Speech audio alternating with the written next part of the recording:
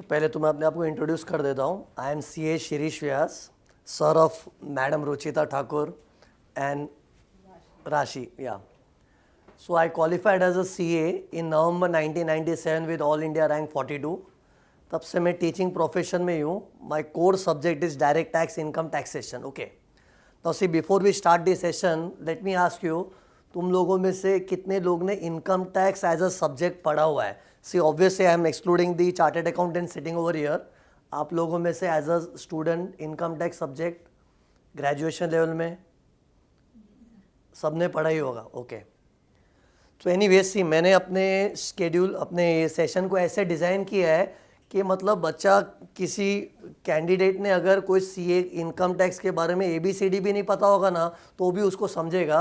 Obviously अपना main agenda आज का क्या है? To discuss about the updates which has been launched by government of India by way of income tax act 2025. लेकिन I will not just talk about the updates, थोड़ा क्या basic background भी देना पड़ेगा ताकि यह सेशन खाली ऐसा फॉर्मेलिटी वाला नहीं होना चाहिए. And trust me, at the end of the session आपको भी ऐसा लगेगा क्या मेरे को इनकम टैक्स आता है. ऑब्वियसली मैं दुनिया भर की बातें तो नहीं करने वाला हूँ. I will talk only what is relevant for you, and what is relevant for you is income from salary. Salary income और TDS से टैक्स कैसे बचाना है, ओल्ड रिजीम न्यू रिजीम, ये जो कन्फ्यूजन चलता है वो अपना मेन एजेंडा होगा. ओके, तो सी सबसे पहले तो भारत में इतने सालों से चल रहा था इनकम टैक्स एक्ट 1961. ओके, वो इतने सालों से क्या है, हर बजट में अमेंड होते होते होते होते इतना पॉल्यूट हो गया था ना कि अब उसको क्या है थोड़ा रिवैम्प करना ज़रूरी था. ओके, लोग पूछते इसको क्यों किया, करना ही पड़ेगा ना. जैसे अपने घर में भी कोई एयर कंडीशन है, कंप्यूटर, उसको बार बार ठीक करते रहे, एक लेवल के बाद ऐसा होता है कि उसको रिप्लेस करना पड़ता है. तो वैसा ही कुछ इंडिया वालों ने सोचा, गवर्नमेंट ऑफ इंडिया ने, कि इनकम टैक्स एक्ट 61 इतने सालों से बदलते वो क्या थोड़ा मैसअप हो गया है, तो उसको चेंज करके पूरा री लॉन्च करना ज़रूरी था. अब वो कब री लॉन्च हुआ है? 2025. लेकिन इनकम टैक्स एक्ट एकदम ज़्यादा लेंदी ना हो ना, तो उसके कुछ प्रोविजंस को इन लोग एक अलग किताब में लिखते हैं, इनकम टैक्स रूल्स 2026, जो एक्चुअली पहले 1962 था, अब वो 2026 हो चुका है. ओके, तो ये दो मेन किताबें इनकम टैक्स लॉ की, income tax act and income tax rules 2025 and 2026. Okay, now सबसे पहली चीज़, हर इंसान पहले कमाता है पूरे साल भर, फिर अगले साल उसका टैक्स बढ़ता है. और जिस साल हम लोग कमाते हैं उसको क्या है, अभी तक हम लोग ऐसा बोलते थे प्रीवियस ईयर क्यों बोलते थे? क्योंकि गवर्नमेंट को जो टैक्स मिल रहा है वो पिछले साल की इनकम का मिल रहा है, तो गवर्नमेंट तो अपने हिसाब से उसको पिछला साल यानी कि प्रीवियस ईयर बोलती थी. और जिस साल पब्लिक टैक्स बढ़ती है उसको असेसमेंट ईयर बोलते थे. लेकिन पता ये टर्मिनोलॉजी से लोग कंफ्यूज हो जाते थे, ये प्रीवियस ईयर असेसमेंट ईयर ये क्या होता है, जबकि है एक ही चीज़ कि एक साल में हमने कमाया और उसका टैक्स अगले साल में चुकाया. लेकिन ये दो टर्म से लोगों को कन्फ्यूजन होता था, इसलिए इन लोग ने देखो अभी सिंप्लीफाई किया है. अभी से भारत में प्रीवियस ईयर असेसमेंट ईयर ऐसे टर्म्स का इस्तेमाल नहीं होगा. मीन्स अभी से हम लोग ऐसा बोलेंगे टैक्स ईयर, तो कल को कोई बातचीत करने में ऐसा बोले ना टैक्स ईयर, तो टैक्स ईयर मतलब क्या होता है? It is a year in which we have earned the income. जिस साल मैंने कमाया तो टैक्स ईयर है. जैसे अभी अपना फाइनेंशियल ईयर चालू हुआ है, अप्रैल गया, मई का महीना चल रहा है, ये कौन सा फाइनेंशियल ईयर है? 26, 27. तो इस साल तुम लोग जो कमा रहे हो तो इनकम टैक्स वाले क्या बोलेंगे? Tax year 26, 27. और ऑब्वियसली उसका टैक्स भरना पड़ेगा उसके अगले साल में. ओके, तो अब से अपना ऐसा बोलना चाहिए टैक्स ईयर. फिर इनकम टैक्स में ऐसा होता है ना, 5 तरह की इनकम होती है, इसको बोलते हैं 5 हेड्स ऑफ इनकम.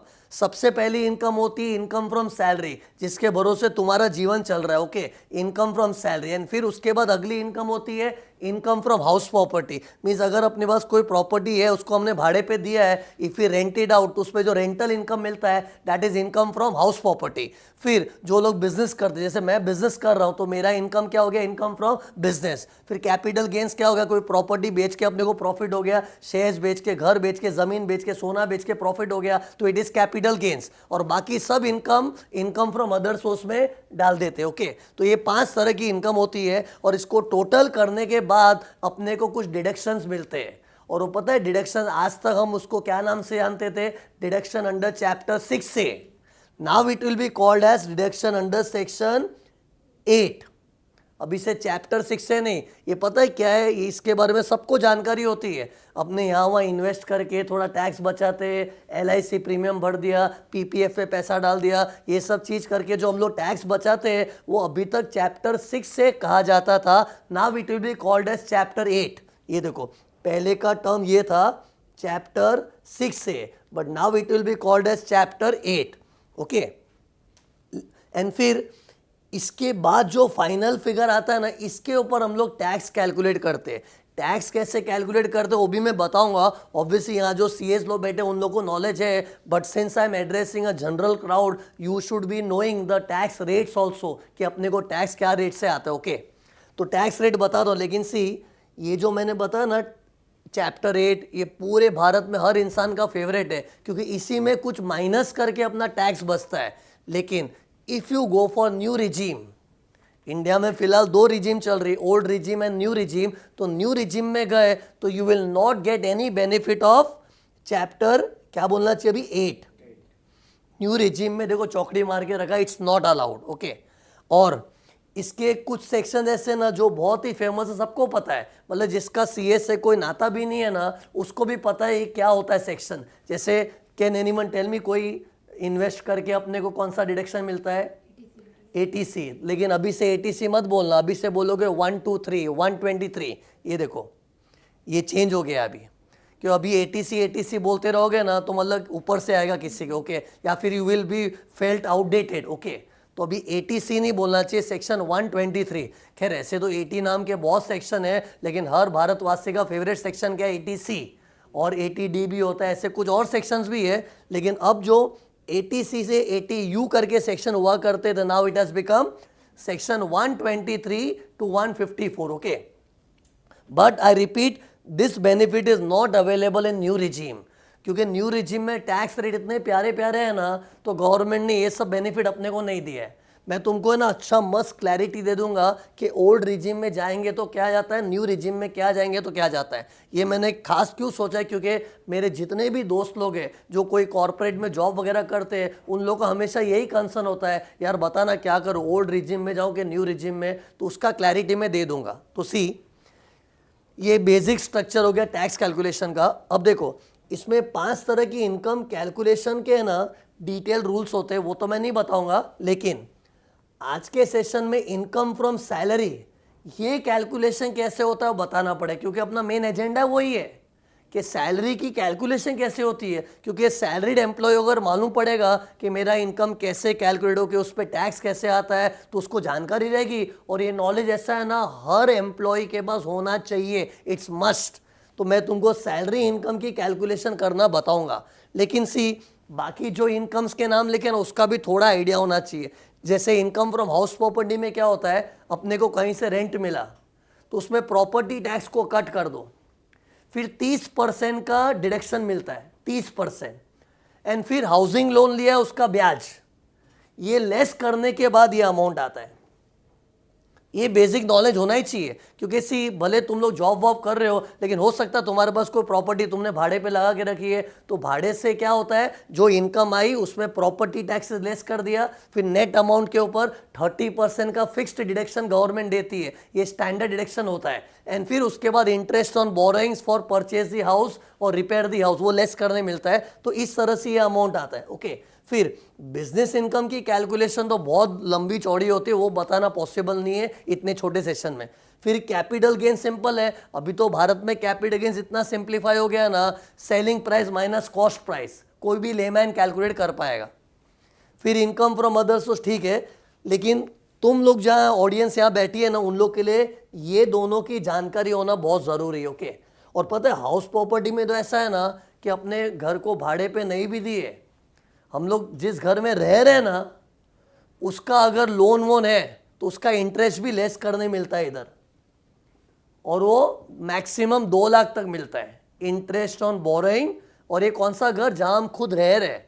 चलो भाड़े पे घर दिया तो उससे रेंटल इनकम आ रही है, वो तो शो करना ही पड़ेगा, लेकिन हम जिस घर में रहते हैं उसका इनकम तो कुछ आया नहीं क्योंकि हम रह रहे हैं ना, लेकिन फिर भी उसमें अपने को कुछ लेस करने मिलता है, that is interest on loan for purchase of the house. But वो मैक्सिमम 2 लाख तक मिलता है। तो अगर किसी ने ऐसे लोन पे घर लिया हुआ है तो 2 लाख तक इधर डिडक्शन मिल सकती है, और ये नेगेटिव अमाउंट रहेगा क्योंकि अपने जो घर में रहते उससे कोई इनकम तो है नहीं, लेकिन उसमें ब्याज का डिडक्शन मिला तो जीरो में से 2 लाख गया तो नेगेटिव अमाउंट आ जाएगा। लेकिन ये भी न्यू रिजीम में बेनिफिट नहीं मिलता है। अगर कोई बोले ना मुझे न्यू रिजीम पसंद है, तो न्यू रिजीम पसंद है ना तो तू जिस घर में रहता है ना उसका इधर चुपचाप जीरो दिखा दे कि इनकम तो आती नहीं है तो जीरो दिखा दो। लेकिन ओल्ड रिजीम में जाओगे तो जीरो इनकम होने के बावजूद भी इंटरेस्ट का डिडक्शन मिलेगा मैक्सिमम 2 लाख तक। Okay, see I will be talking about only those thing which are relevant for you people. Okay, I will not talk about anything irrelevant, इसलिए एक एक बात सुन के रखना, आज नहीं तो कल तुम लोग के लिए रेलेवेंट होगी ही होगी। ये हो गया। अब है ना तुम लोग को ये जानकारी होनी चाहिए कि ये अमाउंट कैलकुलेट होने के बाद इस पे टैक्स कैसे आता है। तो सी उस पे टैक्स कैलकुलेशन के 2 मेथड है, old regime and new regime. Old regime से अगर कोई जाएगा तो उसको टैक्स कैसा भरना पड़ता है, 2,50,000 तक तो टैक्स आएगा ही नहीं। ये पता है हम लोग क्या कर रहे हैं, ये जो आंकड़ा है ना, मान लो कि ये चलो किसी ने 50 लाख कमा लिया, कमा रहा है कोई 50 लाख, मान लेते ना, कमाने मानने में क्या आता है। तो लेट्स अज्यूम ये इनकम अगर 50 लाख से, तो 50 लाख के ना 4 टुकड़े करेंगे। 4 क्यों बोला, ये देखो 1 2 3 4, ये 4 स्लैब्स है। ओके, तो 50 लाख अगर किसी ने कमाया तो उसमें 2,50,000 अलग कर दिया, उसमें 0% टैक्स है क्योंकि उतना तो कोई भी इंसान कमाता, उसमें भी गवर्नमेंट अगर हमसे ले लेगी तो हम क्या खाएंगे क्या खिलाएंगे यार। तो 2,50,000 तक टैक्स नहीं आएगा, इसको बोलते हैं बेसिक एग्जेम्पशन। क्या बोलना चाहिए, बेसिक एग्जेम्पशन। एंड फिर अगले 2.5 लाख के ऊपर 5% टैक्स, फिर अगले 5 लाख के ऊपर, मतलब ये 5 से 10 लाख दिख रहा है उस पर 20%, और बैलेंस के ऊपर 30%। These are the slab rates under old regime. लेकिन अगर न्यू रिजीम में जाओगे तो टैक्स रेट्स बहुत ही प्यारे प्यारे। ये देखो इन न्यू रिजीम के स्लैब्स है, 4-4 लाख के स्लैब है, अप टू 4, 4 से 8, 8 से 12, 12 से 16, 16 से, मतलब 4-4 का ही गैप है, और परसेंटेज 5-5% से बढ़ रहे हैं। आज ही तुम लोग को याद हो जाएगा, ये तो सिंपल है। जैसे फॉर एग्जाम्पल किसी ने 50 लाख कमाया है तो 50 लाख में से 24 लाख तक तो अपने को ऐसे 4-4 लाख के खाचे बनाने, हर 4-4 लाख पे 5-5% टैक्स बढ़ते आ रहे हैं। पहले 4 लाख पे 0%, अगले 4 लाख पे 5%, फिर 10%, 15% एंड सो ऑन। फिर 24 लाख के ऊपर जो भी कमाए, जैसे कि मैंने बोला 50 लाख कोई कमा रहा है तो 24 के ऊपर कितना होगा, 26 लाख, उसके ऊपर 30% टैक्स लगेगा। तो these are the new regime, इसलिए न्यू रिजीम बहुत अट्रैक्टिव लगता है। सोचो ना, ओल्ड रिजीम में तो क्या है, 10 लाख क्रॉस होते ही 30% टैक्स, इधर 24 लाख क्रॉस हुआ ना तब जाके अपना 30% टैक्स आएगा। This is the best part in the new regime. Okay, लेकिन इसका नेगेटिव पॉइंट मैंने क्या बताया, बताओ, डिडक्शन नहीं मिलेगा। वो चैप्टर 6 से जो अभी क्या कहते हैं चैप्टर 8। और एक नेगेटिव पॉइंट क्या था, हाउस प्रॉपर्टी में अपने जो घर में रहते हैं उसको सेल्फ ऑक्यूपाइड घर बोलते हैं, उसका अपने को इंटरेस्ट का कोई बर्डन है तो डिडक्शन नहीं मिलेगा। और भारत में कितने लोग अपना जो घर लेके बैठे वो लोन पे ही होता है, उसका इंटरेस्ट का डिडक्शन माइनस करने मिले तो अच्छी बात है, लेकिन ओल्ड रिजीम में माइनस करने नहीं मिलेगा, सॉरी न्यू रिजीम में माइनस करने नहीं मिलेगा। ओल्ड रिजीम में मिलता है, न्यू में नहीं मिलेगा। फिर ये इस अमाउंट के ऊपर हम लोग ने कैलकुलेट किया ना, अब इसके ऊपर चलो ओल्ड रिजीम से करो, न्यू रिजीम से कैसे करो, एक टैक्स का फिगर आ जाएगा, फिर उसमें से गवर्नमेंट को रिबेट देती है। रिबेट मतलब गवर्नमेंट डिस्काउंट दे रही है। वो क्यों, अगर कोई इंसान गरीब है तो, गरीब मतलब उसकी इनकम 5 लाख से ज़्यादा नहीं है, ये गवर्नमेंट बोलती है।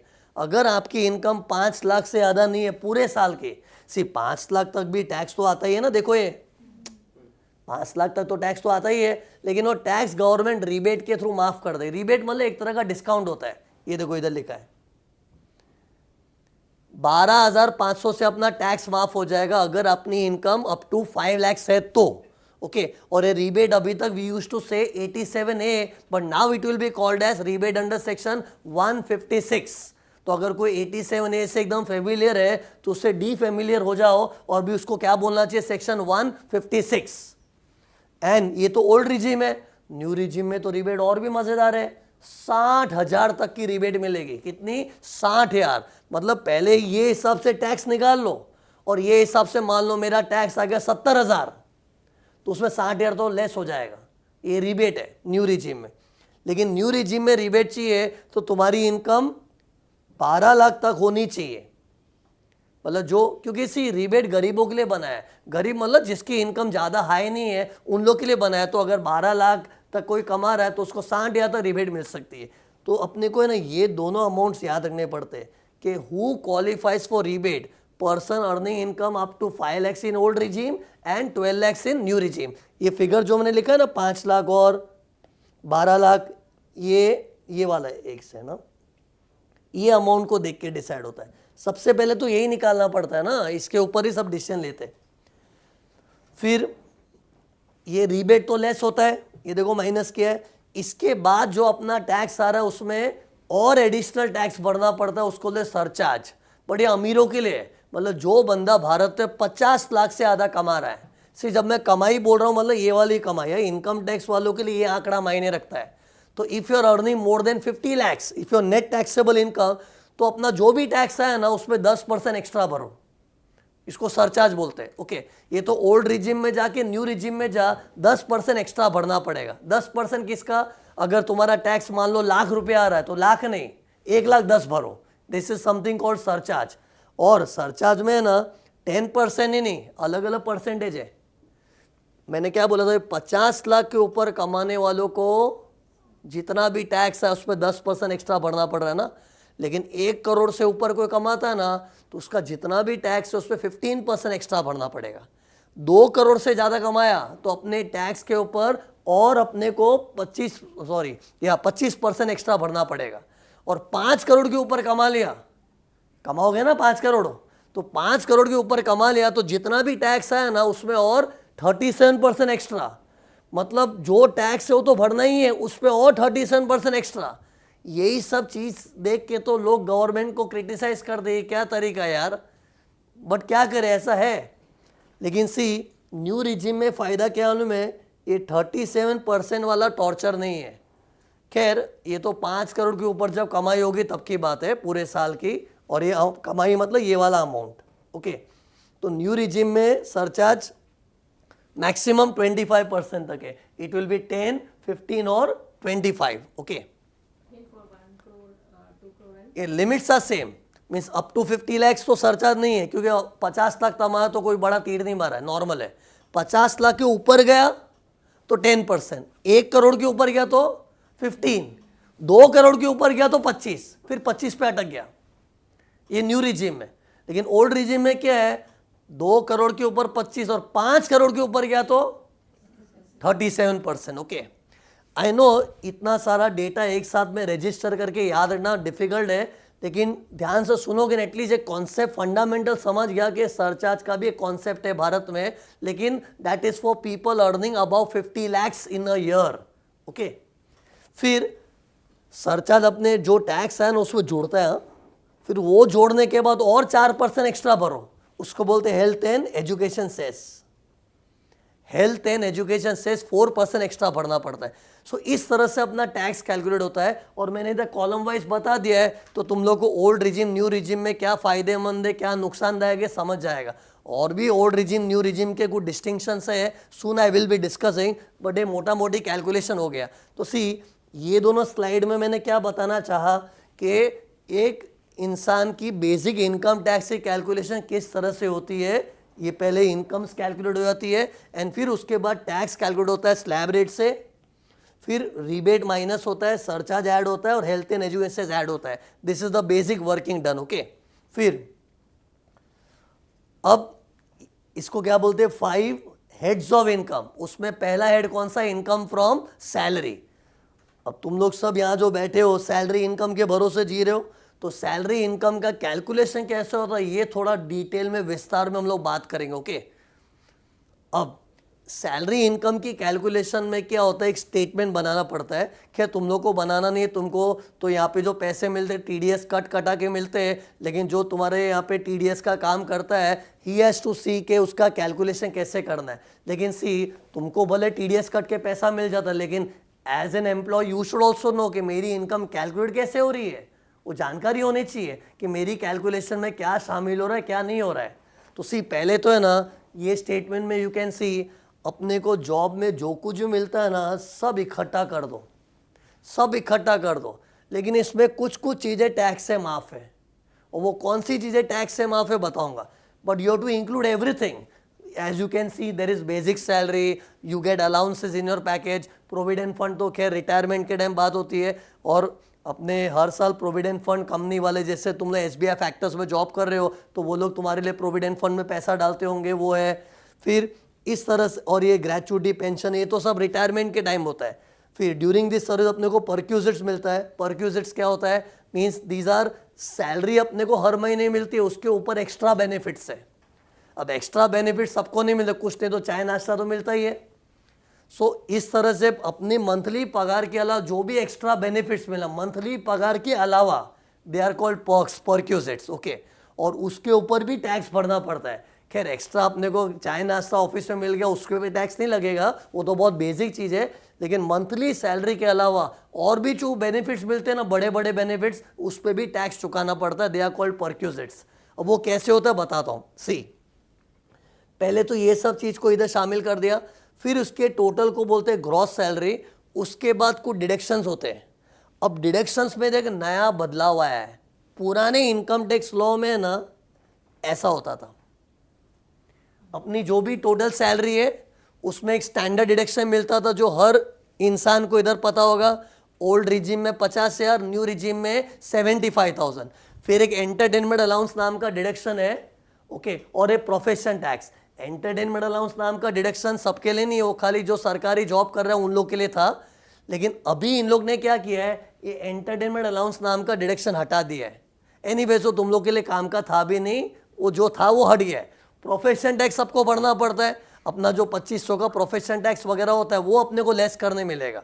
फिर ये तो पुराना लॉ है, इसको बोलते थे deduction under section 16, but now it will be called as deduction under section 19. और डिडक्शन देख के तुमको लगा और अभी तो बहुत ज़्यादा डिडक्शन मिलते हैं, ये माइनस सुन के अपने को लग रहा है वाह ये तो इनकम अपना चौटा हो जाएगा, और चौटा इनकम है तो अपना टैक्स भी कम आएगा. ये सुनने में खुशी हो रही है. लेकिन एक बात बताऊं, ये जो अभी पहले ये जो माइनस हो रहा है ना, जैसे ग्रेचुइटी देख लो, पेंशन, ये पहले भी लेस होता था. लेकिन पहले भारत में सिस्टम क्या था, ये ग्रेचुइटी इधर दिखा है ना, इधर ही माइनस करके दिखा दो, मतलब इनकम में शामिल करते टाइम ही लेस करके दिखा दो. ये पुराना सिस्टम था, इनकम टैक्स एक्ट 1961. अब इन लोग क्या बोल रहे हैं, नहीं पहले ग्रेचुइटी को पूरा पूरा टोटल में घुसाओ, फिर बाद में से उसको लेस करने मिलेगा. और लेस कितना करने मिलेगा उसका रूल पहले भी वही था, अभी भी वही है. लेकिन पहले क्या है, एक सेक्शन 10 के अंदर दिया था. लेकिन पता है सेक्शन 10 में दुनिया भर की चीज़ें हो गई ना, बहुत खिचड़ी हो गया था. तो एक सैलरीड एम्प्लॉय को समझ नहीं रहा था कि मेरे लिए क्या है.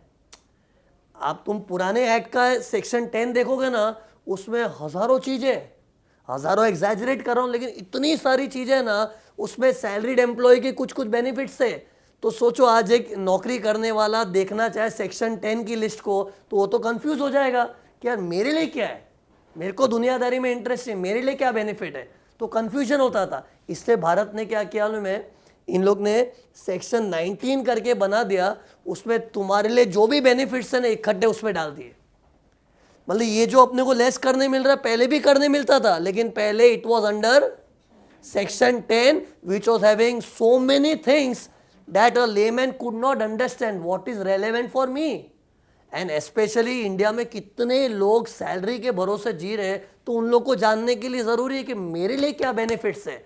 तो उनके लिए सारे बेनिफिट इकट्ठे एक साइड में जमा कर दिए सेक्शन 19 के अंदर.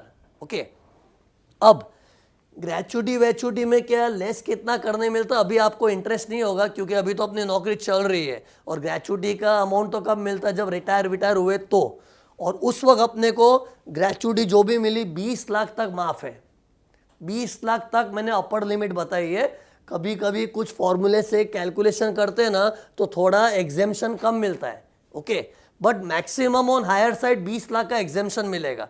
एक्चुअली उसमें एक और लिमिट है, लेकिन वो डिटेल में डिस्कस करना in a short session it is not possible. Okay, but just remember कि ग्रेचुइटी किसी को मिलती है तो 20 लाख तक टैक्स से माफ़ है. फिर पेंशन होता है। अब पेंशन रिटायरमेंट के बाद अगर हम महीने महीने पेंशन लेते हैं ना पगार की तरह, तो उस पर टैक्स भरना पड़ेगा, उसमें लेस नहीं करने मिलता। ये लेस कब होता है में, जब पेंशन कम्यूटेड होता है। कम्यूटेड मतलब हमने कंपनी को बोला, जैसे कोई एम्प्लॉय एसबीआई फैक्टर से रिटायर हुआ, उसने कंपनी को बोला कि मुझे मेरा पेंशन महीने महीने मत दो, इकट्ठा दे दो। महीने महीने लेके इकट्ठा ले लेंगे ना तो टैक्स से माफ होता है, वो भी पूरा नहीं, आधा, और कभी कभी 1/3। कैन यू सी ब्रैकेट में लिखा हाफ और 1/3।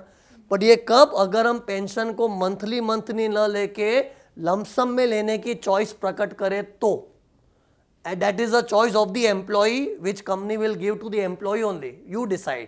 लेकिन महीने महीने चाहिए तो फिर it will be fully taxable। फिर एक लीव सैलरी का एग्जेम्पशन होता है, जैसे तुम लोग ने ड्यूरिंग दिस सर्विस अगर कोई लीव्स अक्यूमुलेट की है तो जो भी छुट्टियां जमा हुई है उसको लास्ट में एनकैश कर लेते हैं, मतलब जो भी छुट्टी जमा उसका कैश मिलता है ना वो भी टैक्स से माफ है, लेकिन मैक्सिमम 25 लाख है उसमें। 25 लाख भी एक हायर लिमिट है, इसमें कभी कभी थोड़ा कम भी होता है, इसके एक्चुअली डिटेल्ड फॉर्मूला है, लेकिन उस फॉर्मूला में घुसा के मतलब नहीं है, क्योंकि मेनली अभी आपके लिए वो रेलेवेंट नहीं है। And I will talk only what is more relevant for you. Just remember के 25 लाख तक का एग्जेम्पशन मिलता है लीव सैलरी का। फिर एक रिट्रेंचमेंट कॉम्पेंसेशन, ये तो क्या है, अगर कंपनी बंद होगी सबको नौकरी से निकल जाओ, हम लोग बंद हो रहे, तो उसमें पैसा मिलता है, तो वो भी टैक्स से माफ होता है 5 लाख तक। फिर अगर कभी वीआरएस आ गया, ये देखो वीआरएस वॉलेंटरी रिटायरमेंट स्कीम, उसमें अगर पैसा मिल गया तो वो भी 5 लाख तक टैक्स से माफ है। 5 लाख तक माफ है मतलब पहले इधर जो मिला शामिल करो, -5 लाख तक होगा। तो अगर किसी को 50 लाख मिले तो 50 ऊपर डालो, लेस कितना होगा 5 लाख। मैं तुमको माइनस की लिमिट्स बता रहा हूं। तो ये जो चीज है ना, मैंने अभी बताया, gratuity, pension, leave salary, retrenchment compensation, voluntary retirement compensation, ये सब रिटायरमेंट के दिन के बेनिफिट्स है, ओके। लेकिन अपनी चाल, और ये सब पहले भी एग्जाम था, लेकिन पहले सेक्शन 10 में था, अभी उसको एक डिडक्शन का नाम दिया, डिडक्शन अंडर सेक्शन 19। और ये तो अपने रेगुलर जॉब में मिलता ही है, हर साल हम लोग कमाते, प्रोफेशन टैक्स लेस कर, प्रोफेशन टैक्स तो क्या है, जो भरा है वही माइनस करना है, 2500 जितना होता है वो। और स्टैंडर्ड डिडक्शन है वो ओल्ड रिजीम में 50 है, न्यू रिजीम में 75,000।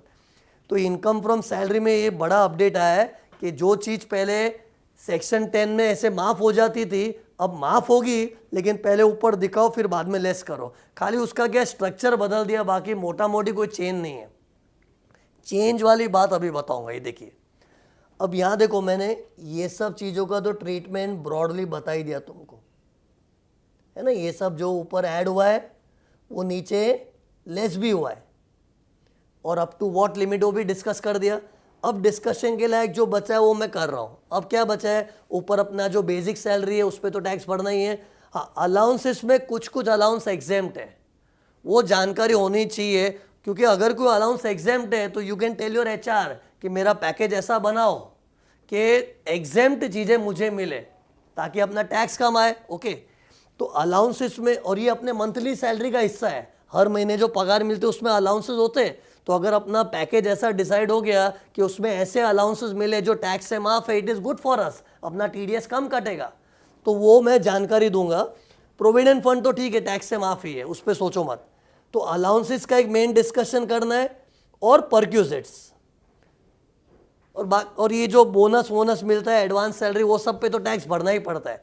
इधर अलाउंसेस और परक्यूजिट्स में कुछ बेनिफिट्स हैं जो भारत सरकार ने दी है। बेनिफिट्स मतलब टैक्स से थोड़ी छूट है, वो मैं अभी डिस्कस करूंगा, और बाकी तो मैंने ब्रॉडली सब बता ही दिया है।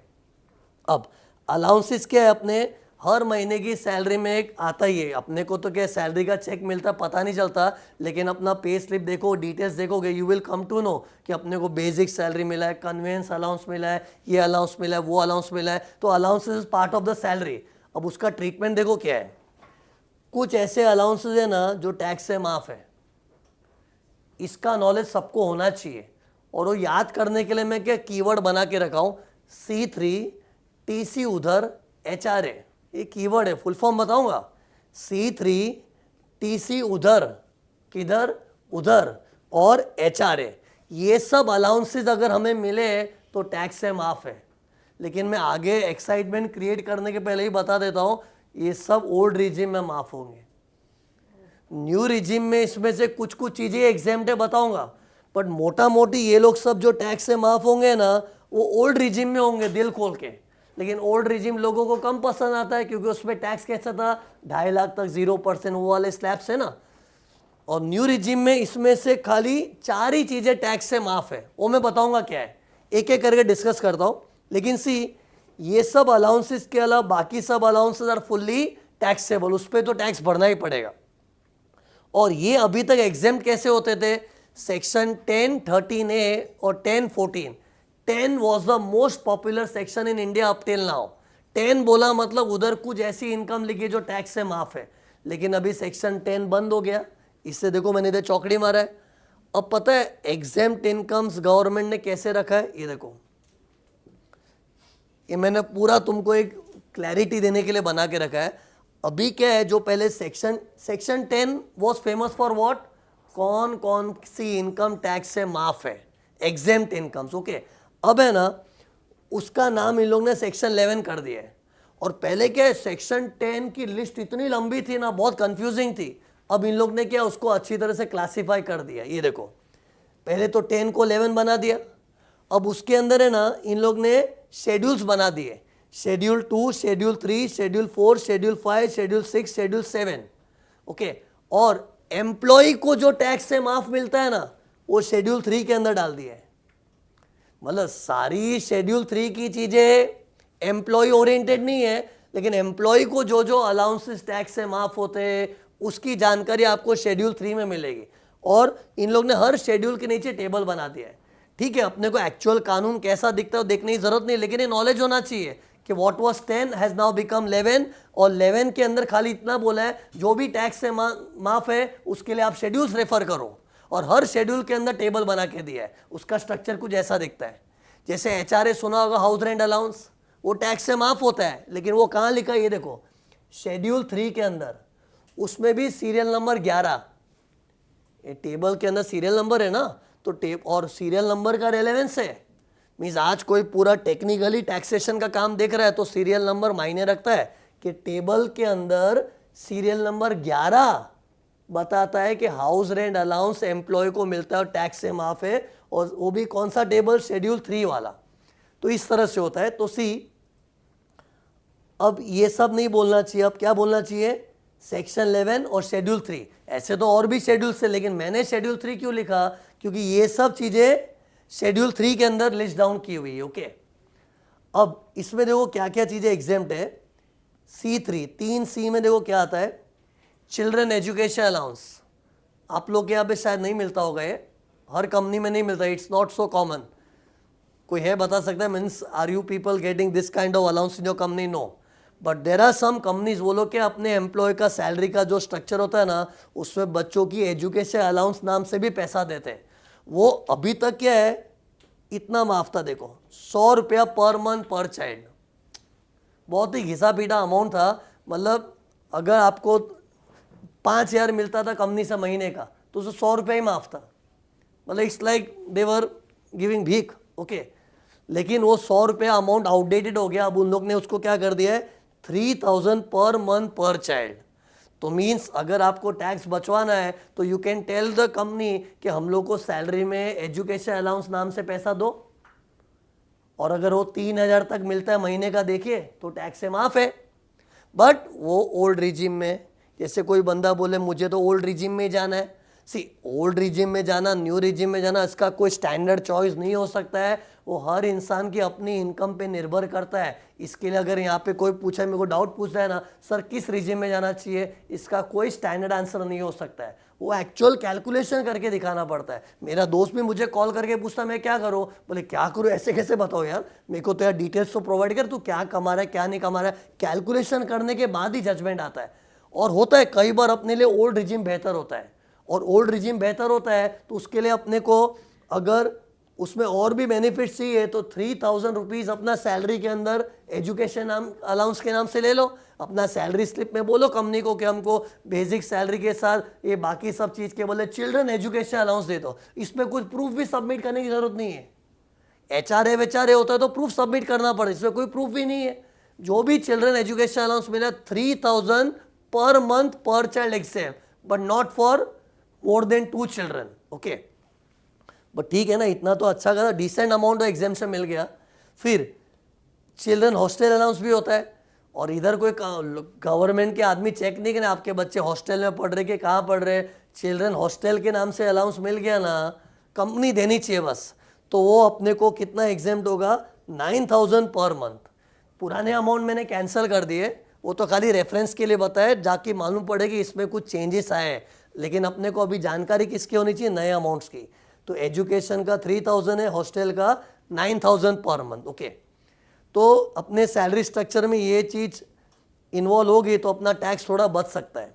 फिर एक कम्यूटेशन अलाउंस होता है, ये क्या है, ऑफिस टू रेसिडेंस आने जाने के लिए। आप लोग रोज ऑफिस जाते हो फिर घर जाते हो, तो आने जाने के लिए भी अलाउंस होता है, उसको क्या बोलते हैं, कम्यूटेशन अलाउंस। लेकिन ये पूरा टैक्सेबल है। ये एग्जाम कब होगा, अगर कोई एम्प्लॉय फिजिकली चैलेंज्ड है, अगर फिजिकल हैंडीकैप्ड है कोई, तो उन लोग को गवर्नमेंट ने टैक्स से माफ रखा, क्योंकि उन लोग को ऑफिस से रेसिडेंस आने जाने में दिक्कत होती है ना। और उधर भी अभी नया अपडेट आया, मैं अपडेट्स बता रहा हूँ।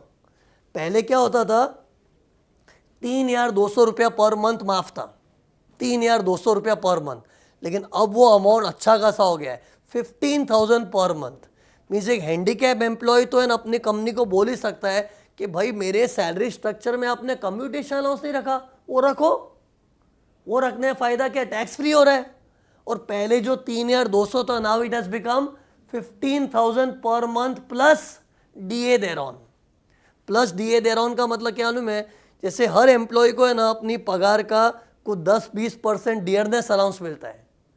अब 10% मिलता है कि 30% मिलता है, वो हर कंपनी के अलग नियम होते हैं। जैसे मान लो SBI फैक्टर में नियम है कि आपको बेसिक सैलरी में 30% एक्स्ट्रा डियरनेस अलाउंस मिलेगा, वो परसेंटेज बेस्ड होता है। तो वो 30% से अपना एग्जेम्पशन भी बढ़ जाएगा। जो गवर्नमेंट 15,000 तक एग्जेम्पशन दे रही है, उसके बदले प्लस 30% और विच कम्स टू 18,000 हो जाएगा। इतना माफ है, और वो मेट्रो सिटीज के लिए। और नॉन मेट्रो सिटी का अमाउंट अलग है, लेकिन छोड़ो ना, अपने तो मेट्रो में रह रहे मुंबई में, तो मुंबई वालों के लिए 15,000 का अमाउंट याद रखना है। बाकी शहरों के लिए थोड़ा अमाउंट कम है, 8,000। Okay, but this is not for you people, it is only if the employee is physically handicapped.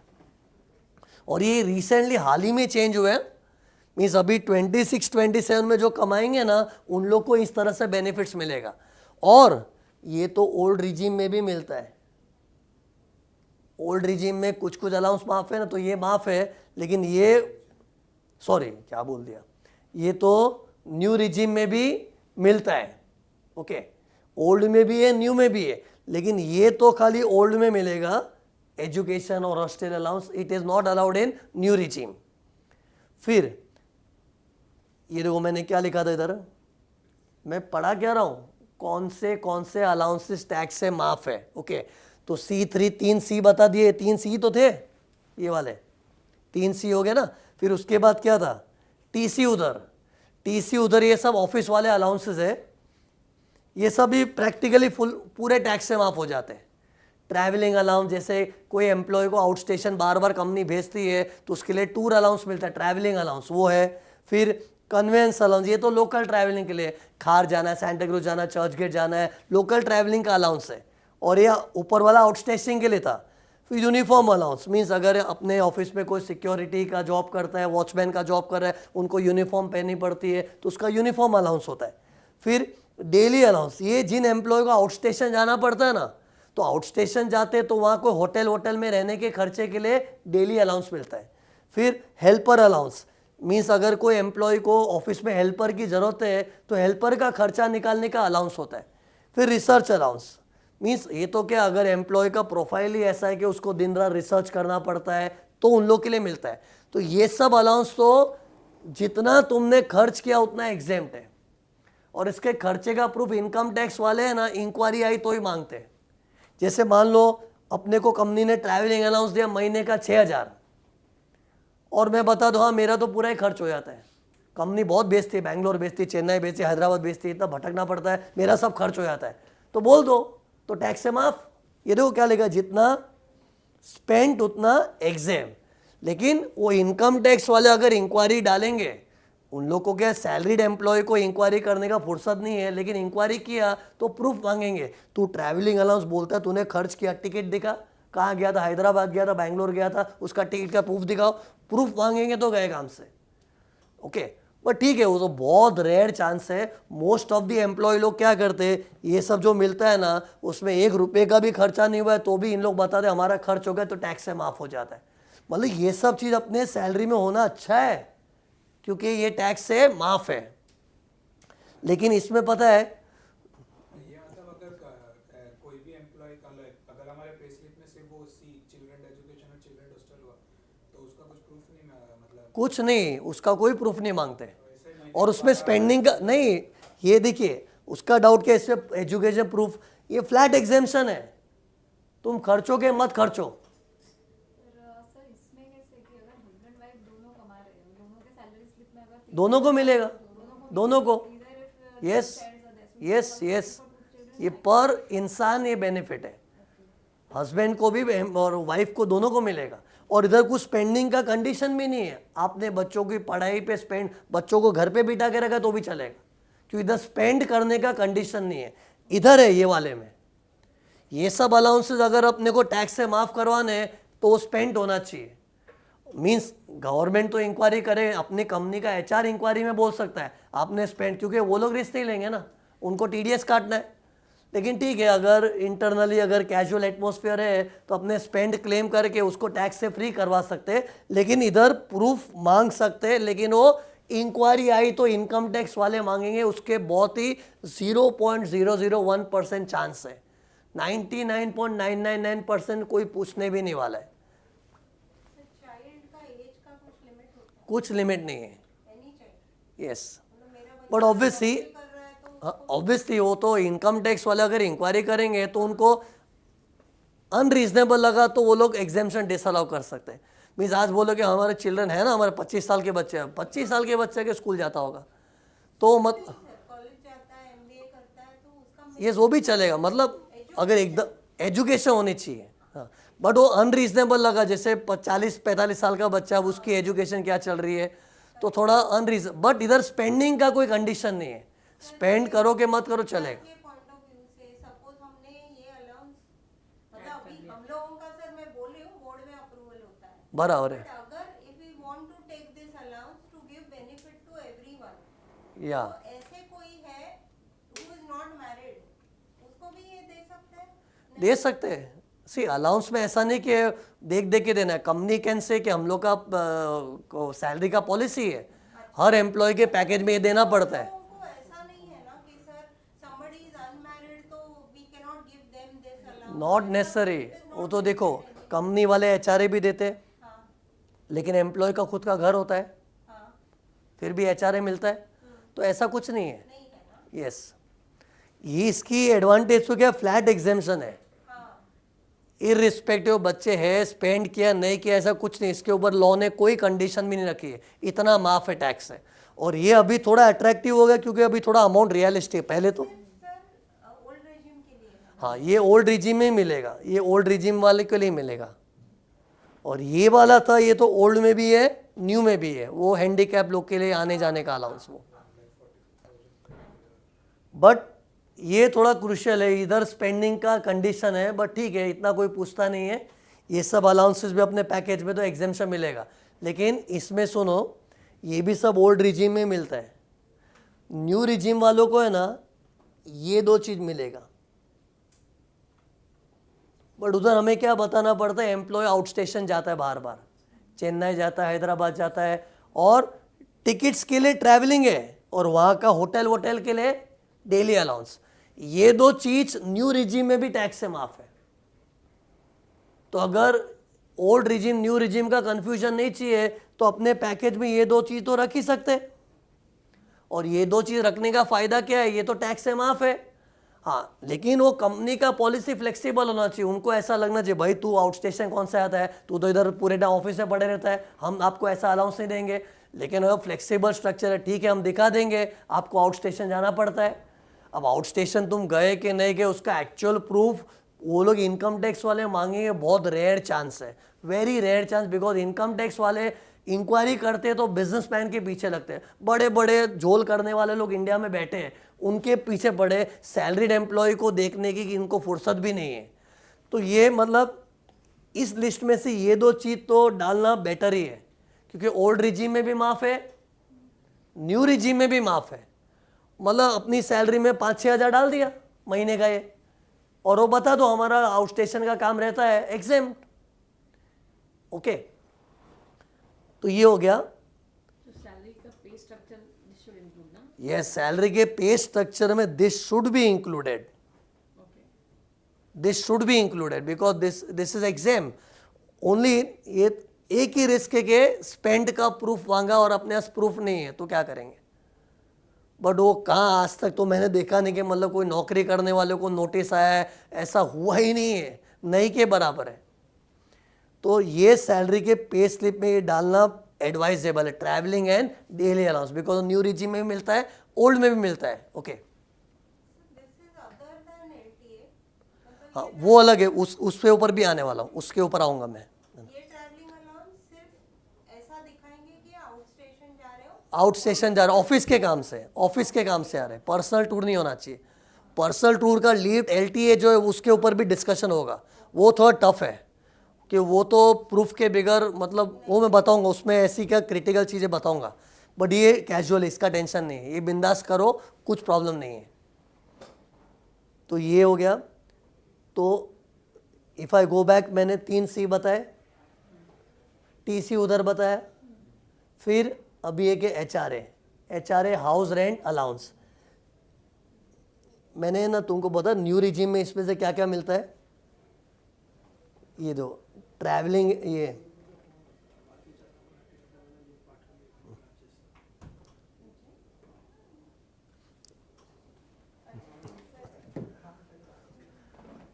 फिर एक हाउस रेंट अलाउंस है।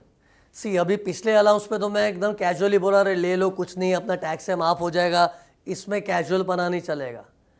पहले तो हाउस रेंट अलाउंस का एग्जेम्पशन ओल्ड रिजीम में मिलता है, न्यू रिजीम में नहीं है।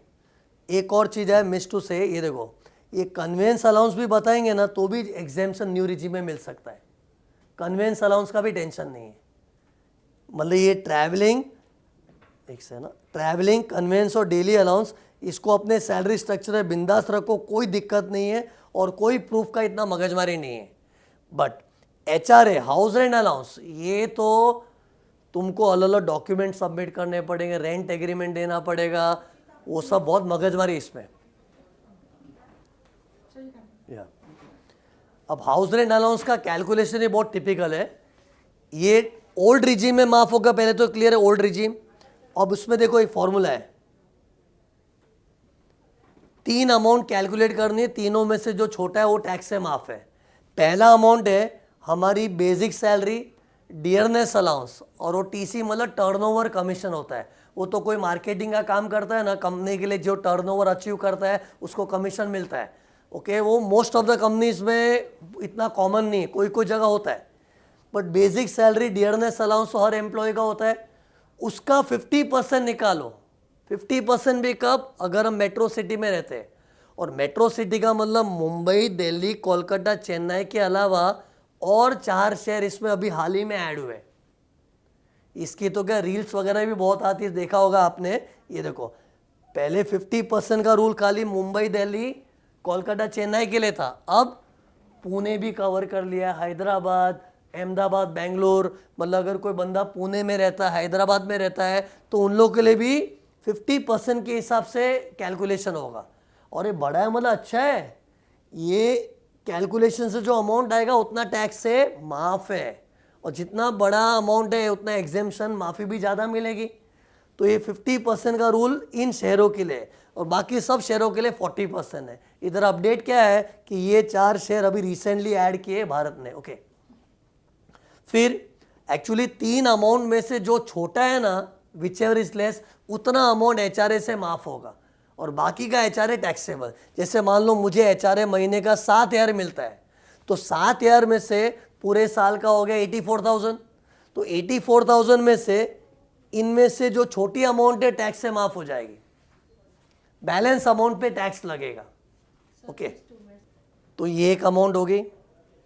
दूसरा अमाउंट है एक्चुअली कितना मिला है। तीसरा अमाउंट है रेंट पेड, मीन्स हम जो हकीकत में रेंट भर रहे हैं -10% of your basic dearness allowance and turnover commission. मतलब ये एक फॉर्मूला है, मतलब इन तीनों में से जो छोटा है माफ़ करेंगे। सी बेसिकली 10% का लॉजिक क्या मालूम है, गवर्नमेंट का ये मानना है कि तुम जो कमा रहे हो उसका 10% अगर भाड़े में जाता है तो आपके ऊपर कोई बोझा नहीं है वो, तो हम टैक्स से क्यों माफ़ करें 10%। लेकिन मैं बोलूँ नहीं, मेरी पगार का 10% तो कुछ सो एंड सो अमाउंट है और मुझे रेंट तो ज़्यादा देना पड़ रहा है, तो वो ज़्यादा जो देना पड़ता है वो बोझा माना जाता है। ये देखो डिफरेंस ही तो है। एक से ना, ये देखिए रेंट पेड -10%, तो मान लो मेरी पगार का 10% कुछ आ रहा है 90,000, तो 10% कैलकुलेट कर दिया मैंने। तो गवर्नमेंट का मानना है कि 90,000 तक भाड़ा देना पड़ रहा है तो कोई बड़ी बात नहीं है, कमा रहा है 10% तो भाड़े में जाएगा ना। लेकिन अगर मुझे 90 के मुकाबले 5 लाख का भाड़ा देना पड़ रहा है, तब गवर्नमेंट बोले वो 5 लाख का भाड़ा मतलब रेंट भरना तेरे पे बोझा है, तो ही टैक्स से माफ़ होता है। तो अगर मैं 5 लाख का रेंट पे कर रहा हूँ तो डिफरेंस कितना आ गया, 5 lakh minus 90,000। Means if you are paying 10% of your salary in rent, it's not a big deal. If you are paying more than टॉक, तो एक्स्ट्रा अमाउंट आपके लिए बर्डन मानेंगे और वो टैक्स से माफ़ कर देंगे। लेकिन वो भी इससे ज़्यादा नहीं होना चाहिए, मतलब गवर्नमेंट की अपर लिमिट है। ओके, एक्चुअली मतलब इसको पूरा फॉर्मूला की तरह ही वर्कआउट करना पड़ता है। मीन्स गवर्नमेंट ने एक लिमिट तो क्या रखी है कि तुम्हारी जो बेसिक वेजिक है उसका 50% ज़्यादा तो माफ़ होगा ही नहीं। और दूसरा, तुमको जो रेंट के नाम पे एक्स्ट्रा बर्डन आ रहा है कंपेयर टू 10% सैलरी, वो ये वर्किंग करके जो छोटा है वो टैक्स से माफ़ होगा। लेकिन इधर सबसे बड़ी दिक्कत क्या मालूम है, तुमने रेंट भरा है उसका प्रूफ देना पड़ेगा। रेंट एग्रीमेंट, जिसको रेंट दे रहे हो उसका पैन कार्ड देना पड़ेगा। अगर रेंट साल में 1 लाख से ज़्यादा है तो 1 लाख से ज़्यादा रेंट है, मतलब ये कंपनी के HR लोग को इंश्योर करना चाहिए कि अगर एम्प्लॉय बोलता है कि हम 1 लाख से ज़्यादा रेंट भर रहे हैं, तो रेंट भर रहे, जिसको रेंट भर रहे उसका पैन नंबर चाहिए और उसके साथ अपना रिलेशन भी बताना पड़ता है। ये नया सिस्टम आया इंडिया में। पहले वो पापा के नाम पे रेंट हाँ, क्यों पहले क्या करते थे, जैसे मैं मम्मी के साथ रह रहा हूँ, घर मम्मी के नाम पे, तो मैं दिखा था मम्मी को रेंट दे दिया है, मम्मी थोड़ी रेंट मांगेगी यार। लेकिन पब्लिक बोलती नहीं हमारी मम्मी बहुत खड़ूस है, रेंट मांगती है, तो इसे रेंट बता देते थे। लेकिन सबको समझता है ना यार, नहीं सब करते। इससे गवर्नमेंट ने क्या बोला, we are not a fool, listen to our rule कि now you have to show your relationship also with the landlord. अगर तू मम्मी को रेंट दे रहा है तो कौन है, ऐसे नहीं पता हमने मिस सुमिता अग्रवाल को रेंट दिया, कौन है मिसेस सुमिता अग्रवाल, उससे रिश्ता क्या है, मदर, ओ मदर। फिर गवर्नमेंट को शक होगा तो फिर इंक्वायरी बिठाएंगे। मतलब HRA का एग्जेम्पशन क्लेम करना इजी नहीं है। इधर तो कंपनी वाले भी कुछ मस्ती नहीं कर सकते, कंपनी को ही बोला गया है प्रूफ लो, मतलब गवर्नमेंट प्रूफ नहीं मांगेगी। चलो ये तो मैंने पहले बताया था ना, इसका प्रूफ तो इनकम टैक्स वालों को डाउट हुआ तो शायद मांगेंगे, बहुत दूर दूर के चांस है। लेकिन इधर तो पता है कंपनी को इंस्ट्रक्शन दिया है कि अगर कोई एम्प्लॉय HRA को टैक्स से माफ़ मांगता है उससे सारे प्रूफ लो। प्रूफ के नाम पे रेंट एग्रीमेंट, और जिसको रेंट भर रहा है उसका पैन नंबर, अगर रेंट साल में 1 लाख से ज़्यादा है उससे क्या रिलेशन है, और पूरा प्रूफ ऑफिशियली लेना पड़ता है। और अगर वो प्रूफ नहीं लोगे तो कंपनी वाले तो अपनी सेफ्टी के लिए TDS काट देंगे।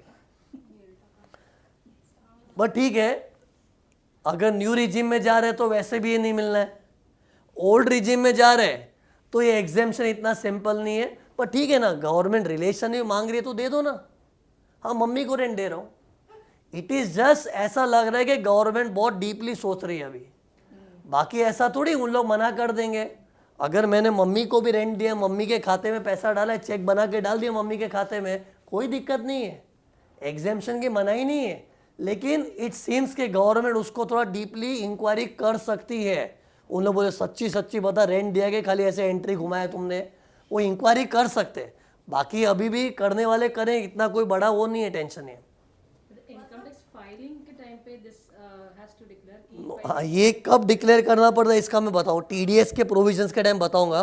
मतलब एम्प्लॉय को कौन सा डिक्लेरेशन कब देना है इसका मैंने अच्छा चार्ट बना के रखा है। अभी मैं क्या खाली इसका वर्किंग कैसे हो रहा है बता रहा हूँ।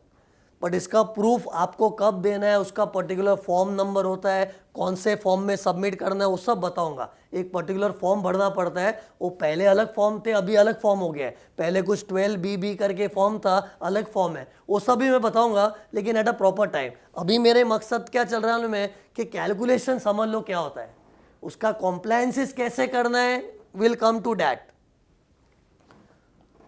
तो ये HRA का कैलकुलेशन हो गया, but HRA exemption is not simple. So coming to the main thing, तो ये सारे अलाउंसेस टैक्स से माफ हो सकते हैं। और इसमें न्यू रिजिम में कौन से याद है तुम लोगों को बताया था मैंने, TCDC, T for travelling conveyance, daily outstation hotel का वो सब, और ये कम्यूटेशन ऑन हैंडीकैप एम्प्लॉय का जो बताया था, ओके। बट ये हैंडीकैप एम्प्लॉय को ही सूट होगा, तो ये सब न्यू रिजीम में भी मिलेगा। और बाकी जो मैंने बताया ना HRA की सब बातें की, चिल्ड्रन एजुकेशन अलाउंस वगैरह, it is only in old regime. Okay. But we can include this. Let the yes employee या लेट एम्प्लॉयड इंक्लूड करना तो बेहतर ही है। One blind advice I can say, ये जो मैंने डिस्कस किया सैलरी पैकेज इंक्लूड कर दिया, बेस्ट है। क्या पता कभी ओल्ड रिजीम पसंद आ जाए, न्यू रिजीम पसंद आ जाए। और ओल्ड न्यू रिजीम का ऐसा नहीं कि कंपनी को एक और न्यू बोला तो न्यू में फंस गया, ऐसा नहीं है। न्यू बोलने के बाद भी हम लोग जो रिटर्न फाइल कर दो उसको ओल्ड में जा सकते हैं, वो मैं बताऊंगा, उसके ऊपर बात होगी। बाकी सैलरी के स्ट्रक्चर में ये सब रखना बेस्ट ही है। चिल्ड्रन एजुकेशन हॉस्टल और ये हो गया, और ये TC उधर जैसे अलाउंस और HRA, ये रखना इट इज़ ऑलवेज एडवाइजेबल। और बाकी जो मैंने ग्रेचुइटी बताया वो तो रिटायरमेंट के टाइम होता है, ये तो अपने हर महीने की सैलरी का हिस्सा है, तो it is good to include all this things. तो ये क्या मैंने ना अलाउंसेस पे चर्चा की। अब अगली चर्चा परक्यूजिट्स के ऊपर होगी, क्योंकि जो बीच वाला सेक्टर दिख रहा ना, ये तो मैंने क्या बोला, रिटायरमेंट ओरिएंटेड बेनिफिट है, वो तो बाद में नीचे लेस होता है, और रिटायरमेंट के टाइम देखेंगे। सर जो ग्रेजुएटी अभी 2 साल या 5 साल बाद छोड़ के जाता है उसको ग्रेजुएटी मिलता है, उसका वो टैक्सेबल में जाएगा? नहीं 5 साल सर्विस किया तो टैक्सेबल नहीं है। exempt है sir. हाँ एग्जेम्प्ट है, रिटायरमेंट पे exam retirement gratuity is exempt. Switch किया कोई अभी job सर switch हाँ. किया, हाँ तो ये कंपनी ने ग्रेजुएटी दे दिया तो वो एग्जेम्प्ट है। ये एग्जेम्प्ट है। जैसे एक एंगेजमेंट सेम सब में देखो ऐसा होता है, जैसे मैं पहले कोई LIC में जॉब करता था, वहाँ से मुझे ग्रेचुइटी का अमाउंट मिला 12 लाख, और वो मैंने टैक्स फ्री करवा दिया, 12 लाख याद रखना। अब मैं SBI फैक्टर में ज्वाइन कर दिया, अब इधर से मुझे वापस ग्रेचुइटी मिली तो मुझे 8 लाख का एग्जेम्पशन मिलेगा, क्योंकि पूरे लाइफ में 20 लाख का कोटा है। ये 20 लाख और 25 लाख जो लीव सैलरी का लीव एनकैशमेंट, ये पूरे जीवन में ऐसा। तुम हर टाइम जॉब चेंज करके ग्रेचुइटी लोगे तो हर जगह 20-20 लाख ऐसा नहीं है वही। बट वो 5 साल सर्विस का कंडीशन रहता है वो। बट ये 20 लाख भी हायर साइड पे, इसमें एक और लिमिट भी होती है कि तुम्हारी आधे महीने की जो सैलरी है into number of years served.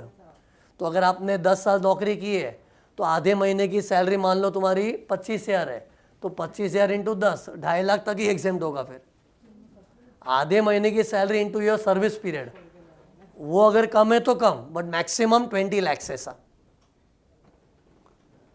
But it is exam, it is और रिटायर मतलब ऐसे नहीं कि बुढ़े होने का अपने जॉब रिजाइन करते रिटायरमेंट है। 5 साल जॉब किया, 6-7 साल जगह छोड़ दिया, रिजाइन किया तो इट्स रिटायरमेंट। और कंपनी से ग्रेचुइटी मिला, टैक्स से माफ हो गई, लेकिन एक बार उतना माफ हो गया तो अगली बार 20 लाख में से एडजस्ट हो जाएगा वो। But sir, how will the income tax know कि ऐसा? वो देना पड़ता है। एक एम्प्लॉय अगर दूसरी जगह ज्वाइन होता है तो उसको अपना न्यू एम्प्लॉयर को डिटेल्स बताना पड़ता है। फॉर्म 122 में you have to show whenever you switch the job. बाकी नहीं बताएंगे तो किसको पता नहीं चलता, बट टेक्निकली रूल ऐसा है। अच्छा तो है सर 26 है इसमें, कहाँ से सैलरी 26 है? हाँ वो उनको पता ही चल जाता है। लॉजिकली तो एम्प्लॉय को खुद को बताना पड़ता है, he has to inform man is changing the job. जैसे आज मैं मिड ऑफ द ईयर कोई दूसरी कंपनी से SBI फैक्टर में ज्वाइन हुआ हूँ तो मुझे एक फॉर्म 122 भरना पड़ता है, नया फॉर्म है, पहले फॉर्म 12B था, बट अभी फॉर्म 122 करके भर के बताना पड़ता है कि आई हैव ज्वाइंड, और मेरे प्रीवियस एम्प्लॉयर का सब डिटेल्स आ जाता उधर। और नई कंपनी वाले तो वो सब इग्नोर नहीं कर सकते कि वो लोग क्यों रिस्क लें, वो लोग तो TDS काटते टाइम उसका ध्यान देंगे ही। तो ये अलाउंसेस का चर्चा was very important according to me. Then perquisites. अब ये परक्यूजिट्स तो क्या है, जनरली थोड़े हाई पेड एम्प्लॉयज़ को मिलता है, बट ठीक है, नॉलेज होना चाहिए। अब परक्यूजिट्स में आई will be talking about those perquisite जिसमें क्या है, तो टैक्स से कुछ एग्जेम्पशंस है, या फिर टैक्स से एग्जेम्पशन नहीं है बट वो बहुत पॉपुलर है। तो मोस्ट पॉपुलर परक्यूजिट्स की बात कर रहा हूँ, बाकी तो दुनिया में हजारों टाइप के परक्यूजिट्स होते हैं। पहले परक्यूजिट होता है क्या, personal benefits over and above your monthly salary, extra benefit जो पगार के अलावा मिलता है वो। अब इसमें कंपनी अगर अपने को, ये बहुत काम की चीज़ है, ये रखने लायक है तुम लोग के, free lunch. Company free lunch provide करती है, या तो अपने ऑफिस प्रीमाइस में, या फिर ऑफिस प्रीमाइस में लंच का व्यवस्था नहीं हो सकता तो मील वाउचर दे दिया, वो भी चलेगा, तो टैक्स से माफ है।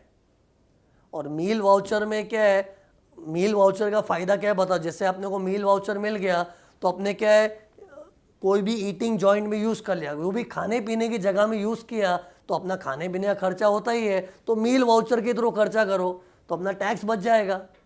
तो मील वाउचर कंपनी अगर देती है तो बेटर है। कितना बचता है बता दो। सी मीन्स ये या तो मील वाउचर्स मिलो, सोडेक्सो कूपन्स होते, या तो सोडेक्सो कूपन्स मिल जाए, या फिर ऑफिस के अंदर कैंटीन है तो।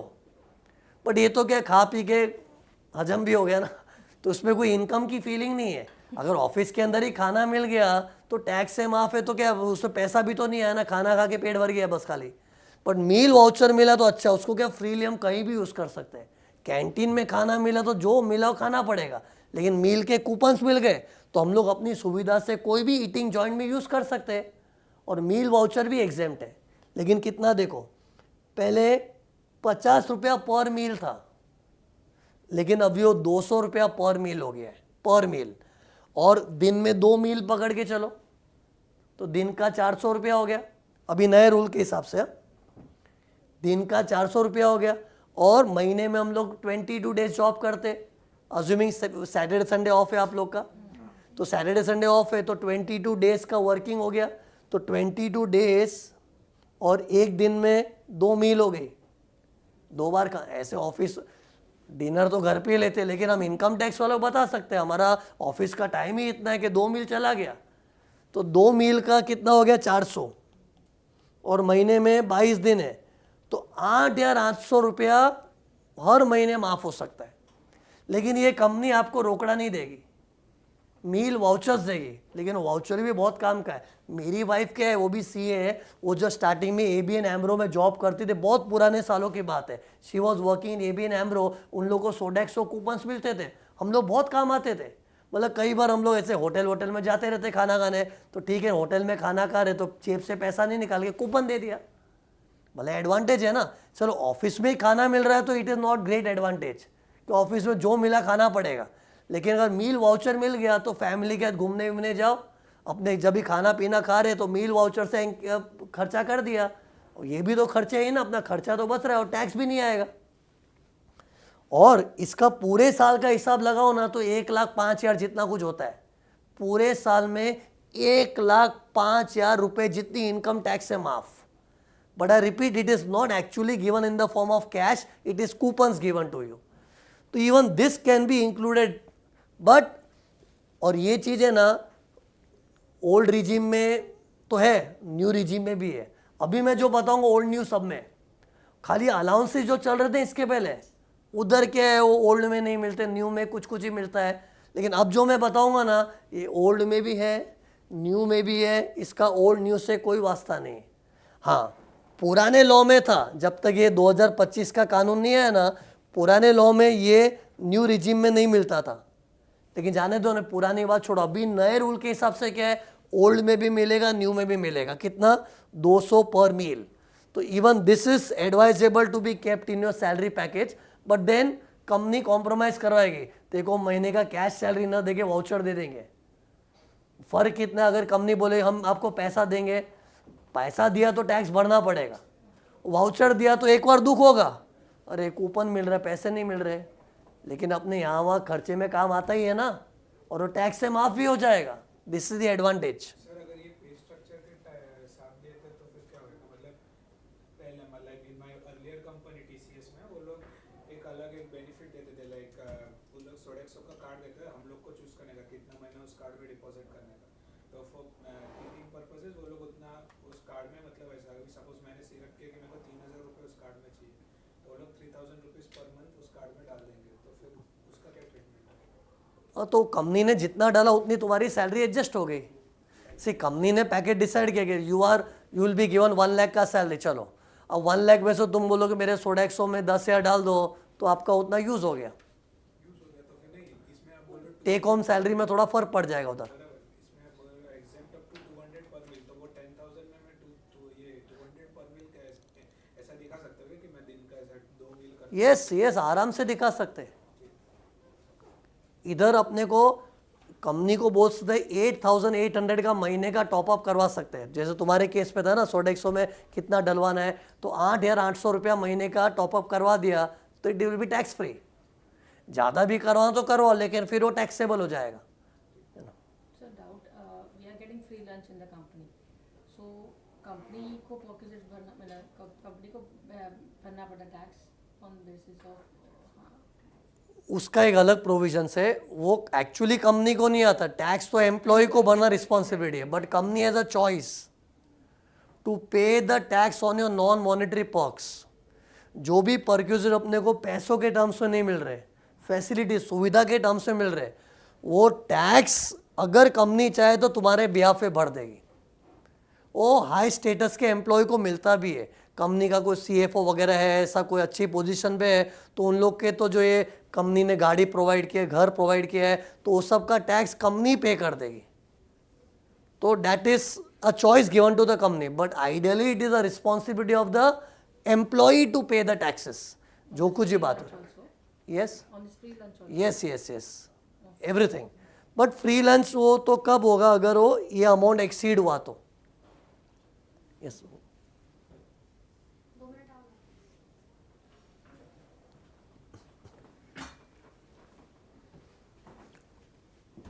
तो ये भी एक इंटरेस्टिंग चीज़ है. पहले अमाउंट बहुत छोटा था तो क्या है, उसकी वैल्यू नहीं थी, लेकिन अभी अच्छा खासा डिसेंट अमाउंट है, 200 रुपया पर मील. फिर इंटरेस्ट बेनिफिट मीन्स अगर आपने कंपनी से लोन ले लिया, तो लोन तो लिया हुआ चुकाना ही पड़ेगा. उस पर तो कभी टैक्स भी नहीं आता, क्योंकि लोन अपना धन है कि पराया धन है. पराया धन है, वो तो लिया है, चुकाना पड़ता, उस पर तो टैक्स आता भी नहीं है. लेकिन उस लोन के ऊपर कंपनी ने बोला आपको ब्याज नहीं भरना है, तो वो गवर्नमेंट की आंखों में आता है, वाह आपको लोन मिला, उस पर ब्याज भी नहीं भरना है, तो जो इंटरेस्ट बेनिफिट है ना, वो अपनी इनकम में काउंट होता है. अपने को इनकम जैसा लगा ही नहीं. हाँ खुशी हुई यार, कंपनी ने मुझे 25 लाख का लोन ले दिया, इंटरेस्ट ही नहीं मांग रहे, इंटरेस्ट फ्री. खुशी हुई, लेकिन इनकम तो नहीं आई ना. लेकिन वो खुशी को भी अपनी इनकम में शामिल करना पड़ता है. At what rate? State bank of India का रेट, तुम लोग का ही पेरेंट कंपनी. तो एसबीआई का जो रेट है तकरीबन 8-8.5% के हिसाब से जो भी रेट चलता है उतना. जैसे मान लो मुझे कंपनी ने 50 लाख का लोन दे दिया, ये बोल के तो हम लोग का एम्प्लॉय है ना, तो लोन ले, खाली लोन चुकाना, ब्याज मत दे. तो ब्याज की खुशी हुई, तो कैलकुलेट कैसे करेंगे? जितना भी लोन है उस पर चलो 8% पकड़ लिया, तो 50 लाख का लोन है तो उसका 8% उसको अपनी इनकम में काउंट करते हैं, और वो भी टैक्सेबल हो तो उसका भी टीडीएस कटेगा. जबकि अपने को रोकड़ा कुछ मिला नहीं है, लेकिन खुशी हुई ना. और इनकम टैक्स वालों का क्या है, वेयर देर इज मज़ा देर इज सज़ा. ये मज़ा ही एक तरह का, तो उस पर टैक्स आएगा. लेकिन इसमें एक बेनिफिट है कि अगर कंपनी वालों ने 2 लाख तक का ही लोन दिया है ना, और उससे बोला इंटरेस्ट मत भर, इंटरेस्ट माफ़ कर दिया, तो ठीक है, ये इनकम टैक्स वालों की आंखों में नहीं आता. मैंने तो अभी 50 लाख का बहुत भारी एग्जाम्पल दे दिया था. अगर 50 लाख जितना लोन मिल रहा है तो गवर्नमेंट बोले भाई बहुत बड़ा लोन मिल गया है और इंटरेस्ट भी नहीं भरना पड़ रहा है, तो इंटरेस्ट कैलकुलेट करके इनकम में डालते हैं लोग. लेकिन बड़ी अमाउंट हुई तो. लेकिन अभी 2 लाख तक कोई टेंशन नहीं है. तो कंपनी अगर लोन दे रही है ना, 2 लाख तक ले लो, इंटरेस्ट भी दे रही है तो, है ना. लेकिन ऑब्वियसली ज़रूरत पड़ती तो हम लोग जितना चाहिए उतना लोन लेते ही है, कहने की बात है खाली. बट 2 लाख तक लोन मिला तो अपने को इंटरेस्ट का जो बेनिफिट मिला उस पर टैक्स नहीं आएगा। और उसमें ये रिसेंट चेंज है, पहले क्या 20,000 था कि अगर बॉस ने आपको, कंपनी वालों ने 20,000 तक की लोन की सुविधा दी है इंटरेस्ट माफ़ करके तो टैक्स फ्री था, लेकिन अभी वो 20,000 has become 2 lakh. It's a big amount now, okay. और ये सब पूरे साल का कैलकुलेशन है, पूरे साल में 2 लाख तक लोन मिला तो उस पर इंटरेस्ट कैलकुलेशन होकर अपनी इनकम में शामिल नहीं होगा। सर अगर ये लोन का फैसिलिटी एक एडवांस सैलरी से दिया, जैसे फेस्टिवल अलाउंस टाइप, लाइक हमने आपको कोई भी 50,000 अभी एडवांस में दिया, अगले 10 महीने हम आपके सैलरी से रिकवर चलेगा। तो वो भी ये लोन के इसमें आएगा। Loan can be for any purpose, it can be recovered any how, कुछ फर्क नहीं, एनी टाइप ऑफ लोन, कोई भी टाइप का उधार, एनी पर्पस। फेस्टिवल नहीं, एडवांस तो लोन ही है ना, एडवांस सैलरी अलग है, एडवांस, हाँ festival advance, That is interest free. हाँ इंटरेस्ट फ्री है तो अच्छा है ना, टैक्स से भी फ्री। इंटरेस्ट फ्री का ही बात करें, सी आपने तो हमने क्या बात किया कि 2 लाख तक का लोन मिला, चाहे फेस्टिवल एडवांस मिला, ये एडवांस वो एडवांस, और उस पर इंटरेस्ट फ्री है तो इनकम टैक्स वाले उसको टैक्स भी नहीं मारते। वरना 2 लाख से बड़ा है तो वो लोग उसका इंटरेस्ट कैलकुलेट करके उसको भी इनकम में शामिल करवाते हैं। So this is also like अगर concessional rate पे अगर दिया है तो 4% पे आप यस, अगर कंसेशनल रेट हुआ तो डिफरेंस, जैसे कंपनी बोलेगी भाई देखो 50 लाख का लोन दे रहे, इंटरेस्ट पूरा तो माफ़ नहीं होगा, 2% भरना पड़ेगा, तो 2% भरना पड़ा तो उतनी खुशी कम हो गई ना। तो अगर SBI की रेट 8% है और 2% भरना पड़ा तो खुशी 6% की है, तो 6% ही इनकम में शामिल होगा, क्योंकि जितना मज़ा उतने पे सज़ा, सज़ा मतलब टैक्स, ओके। ये था। फिर गिफ्ट फ्रॉम एम्प्लॉयर, ये भी अच्छा चीज़ है। मीन्स अगर टैक्स बचाना है तो बोल दो बॉस को, कंपनी को बोल दो कि मेरी सैलरी में से ना इतना अमाउंट गिफ्ट के फॉर्म में दे दो, हर साल गिफ्ट दे दो। 15,000 तक गिफ्ट मिलता है तो टैक्स फ्री, जबकि वो कोई एक्चुअल ओकेजन नहीं भी हुआ होगा, बट 15,000 तक गिफ्ट मांग लो ना, बोल दो। जैसे आज किसी को टैक्स बने टेंशन है, जैसे मान लो किसी की पूरे साल की सैलरी 5 लाख है, तो ले 5 लाख सैलरी है ना, उसमें से 15,000 गिफ्ट दे दो, बट गिफ्ट रोकड़ा मिला तो नहीं माफ़ होगा, वाउचर होना चाहिए। वाउचर हो गया या फिर कोई चीज़ ही ला के दे दी तो 15,000 तक एग्जेम्प्ट है। मतलब ऐसे प्लान करना चाहे ना, छोटी छोटी जगह टैक्स बचा सकते हैं, और ये सब आराम से, मतलब अपने हाथ में कंट्रोलेबल चीज़ है। HR एक जो था बताया, HR है वो इतना कंट्रोलेबल नहीं है, क्योंकि अपने नाम पे घर नहीं होना चाहिए, भाड़ा भरो, प्रूफ बहुत मगजमारी है। ये तो इजीली मैनेज कर सकते हैं, मील वाउचर हो गया, गिफ्ट हो गया। कंपनी को तो गिफ्ट के वाउचर दे दो हर साल 15,000 के, कुछ ना कुछ तो वैसे खर्चे होते हैं ना ज़िंदगी में अपने, तो गिफ्ट वाउचर के थ्रू खर्चा कर लेंगे 15,000 तक, जो पहले 5,000 तक ही था, लेकिन अब वो चेंज होके 15,000 कर दिए इन लोग ने। मतलब ये भी इजीली मैनेज हो सकता है, ये दो चीज़ तो इजीली मैनेज कर सकते हैं प्लानिंग करके। फिर एजुकेशन फैसिलिटी, अब एजुकेशन एम्प्लॉय को मिल रहा है तो टैक्स फ्री, जैसे आप लोग को एजुकेशन ही मिल रही है, ये मज़ा है, आपको थोड़ी इसका पैसा देना पड़ रहा है। मेरे को अगर पैसा मिलेगा तो SBI देगा, तो you are enjoying the benefit, but on this benefit you don't have to pay the tax, because education is necessary for the employ. But अगर आपके बच्चों के लिए स्कूल वूल में एडमिशन हो गया है, अब मैं ना पहले थोड़ी देर पहले अलाउंस बताया था, अलाउंस में क्या होता है वो कैश में दिया जा रहा था। ये क्या हो रहा है मालूम है, कंपनी वालों ने कोई स्कूल के साथ टाइप किया है और तुम्हारे बच्चे उधर फ्री में पढ़ के आते हैं, तो वो फैसिलिटी के फॉर्म में हुआ ना तो भी एग्जेम्प्टेड 3,000 पर मंथ पर चाइल्ड, जैसे कि चिल्ड्रन एजुकेशन अलाउंस था। लेकिन फ़र्क क्या, अलाउंस है ना वो अपने महीने की सैलरी में शामिल होके आता है रोकड़े के फॉर्म में, और अब जो मैं चर्चा कर रहा हूँ ये मंथली सैलरी के फॉर्म में नहीं है। कंपनी वालों ने कोई, जैसे SBI फैक्टर ने इधर धीरूभाई अंबानी स्कूल के साथ टाइप कर दिया है और बोला है कि तुम लोग तो बच्चों को उधर एडमिशन कराओ, फ्री में पढ़ेंगे जाओ, तो वो फैसिलिटी है, तो वो भी 3,000 पर मंथ पर चाइल्ड एग्जाम। अब धीरूभाई अंबानी का स्कूल का फीस ज़्यादा होगा तो टैक्स आएगा, लेकिन 3,000 पर मंथ पर child will be tax exempt. ये भी चेंज हुआ है, पहले 1,000 रुपीज़ था, now it has become 3,000 per month पर चाइल्ड। बट ठीक है, ये सब अपने सैलरी स्ट्रक्चर में डालना मुश्किल है। पहले तो क्या SBI फैक्टर का कोई स्कूल इंस्टीट्यूट कॉलेज से टाई अप होना चाहिए और वो लोग आपके बच्चों के लिए, मतलब ये सब तो दूर का थियोरेटिकल बात है, कुछ काम का नहीं है। अपने लिए रेलेवेंट ये था और गिफ्ट का पॉइंट भी अच्छा रेलेवेंट है। ओके, ये 4 परक्यूजिट डिस्कस किए मैंने। फिर लीव ट्रैवल, वो मैडम जो लीव ट्रैवल का पूछ रही थी ना, अब हर कंपनी में सिस्टम है कि तुम फैमिली के साथ वेकेशन में घूमने जाओ तो टिकट विकेट का पैसा कंपनी देती है, लेकिन इधर अपने को प्रूफ सबमिट करना, ये भी कट्टर है थोड़ा। अपने जो HRA में कैसे रेंट वेंट भरा है उसका प्रॉपर प्रूफ चाहिए, एग्रीमेंट चाहिए, तो लीव ट्रैवल भी अगर मिला है ना फैमिली के साथ घूमने फिरने का, तो उसका प्लेन का टिकट, ट्रेन का टिकट वगैरह वो एक्चुअली प्रूफ कंपनी को ही देना पड़ेगा, नहीं तो कंपनी सीधा उसको टैक्सेबल मान के TDS काट देगी। मतलब ये भी थोड़ा स्ट्रिक्ट है। और इधर कितना एग्जेम्पशन मिलता है, मीन्स सच में अगर हम घूमने गए तो प्रूफ देने में क्या तकलीफ है, दे ही देंगे।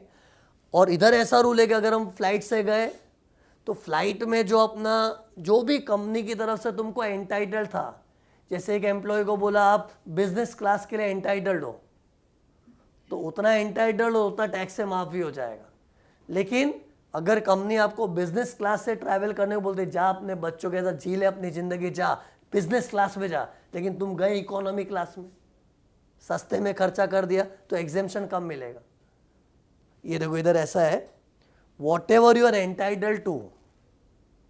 अब वो कितना एंटाइटल डिपेंड करता है, कंपनी के बड़े बड़े CFO CEO लोग हैं तो उन लोगों को तो बिजनेस क्लास का एंटाइटलमेंट रहता है, लेकिन नॉर्मल एम्प्लॉय को इकोनॉमी क्लास का रहता है। तो जो भी तुम एंटाइटल्ड हो और तुमने एक्चुअली क्या खर्च किया है जिसका प्रूफ देना पड़ता है, उतना टैक्स से माफ है। ओके, लेकिन ये अपने को खर्च हुआ तो ही माफ करने मिलेगा, और एक खर्च हुआ ऐसे कुछ भी दिखा नहीं, ऐसा नहीं। थोड़ी देर पहले होता TC उधर ऑफिस के लिए ट्रैवलिंग वगैरह, ये तो बता दो ना खर्च हुआ, कौन पूछने वाला, कंपनी तो पूछती भी नहीं है, और इनकम टैक्स वाले शायद ही पूछेंगे, तो ये तो एकदम कैजुअल है। लेकिन लीव ट्रैवल में तो कंपनी आपकी जान ले लेगी कि आपको फैमिली के साथ घूमने गए तो उसका प्रूफ बताओ और एक्चुअली स्पेंड हुआ तो ही माफ होगा वो। लेकिन ये पर्सनल टूर है, और पहले जो TC उधर करके बताया तो ऑफिस टूर से। और इधर अगर फ्लाइट से गए तो ऐसा है, अगर फ्लाइट से नहीं गए, कोई गाड़ी लेके गया, बस से गया, तो उधर first class AC rail fair, तुम बोले मैं तो ट्रेन में नहीं गया, तुम जैसे भी जाओ, लेकिन आपको एग्जेम्पशन मिलेगा according to the first class AC rail fare. मतलब ये भी टॉप मोस्ट फेयर पकड़ लिया है, उतना अमाउंट टैक्स से माफ है। तो लीव ट्रैवल का एग्जेम्पशन है, लेकिन अप टू दिस लिमिट्स, मतलब लिमिट्स अच्छी खासी है। एंटाइटल मतलब तो बिजनेस क्लास तक भी जा सकता है ना ये तो, और ये भी फर्स्ट क्लास मतलब एकदम टॉप मोस्ट लिमिट रखी है। लेकिन खर्चा अगर कम हुआ तो कम, सस्ते में घूम के स्लीपर क्लास में, जनरल क्लास में, जनरल कोच में घूम के आ गए तो एग्जेम्पशन कम मिलेगा। ये हाँ, इधर नया पुराने लॉ के मुकाबले चेंज क्या मालूम है, पहले प्लेन से जाने वालों को इकोनॉमी क्लास का एग्जेम्पशन मिलता था।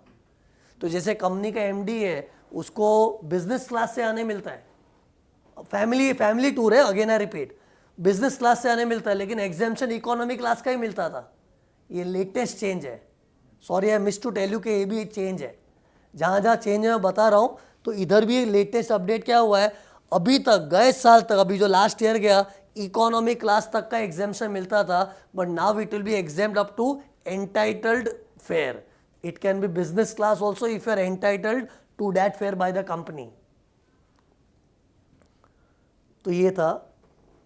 और इधर मैंने थोड़ा सेक्शन लिखा, ठीक है, सेक्शन तो जो भी ये एग्जेम्पशंस है वो शेड्यूल 3 में है, लेकिन ठीक है टेक्निकल चीज़ें, it's not that relevant for you as an employee.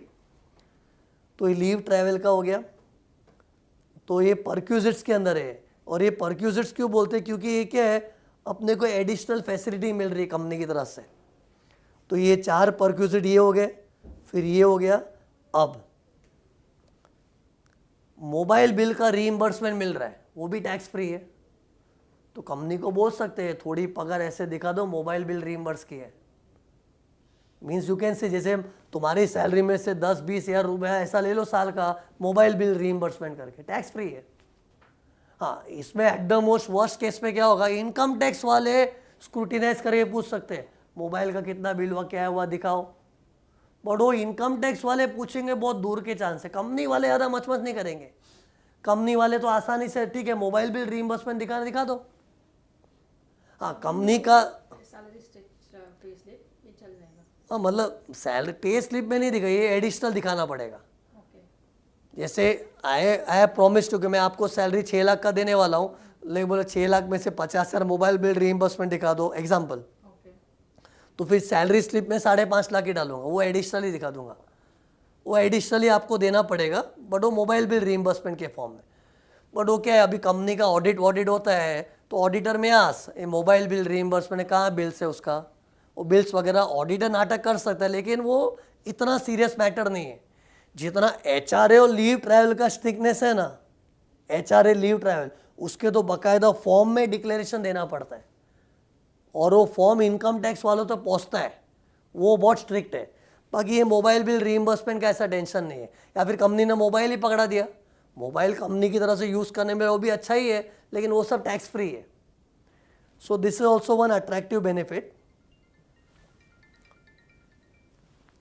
फिर मेडिकल रीइंबर्समेंट, खैर ये प्लान नहीं कर सकते, ये तो क्या भगवान ना करे कभी बीमारी सच में हुई तो टैक्स फ्री होगा ये।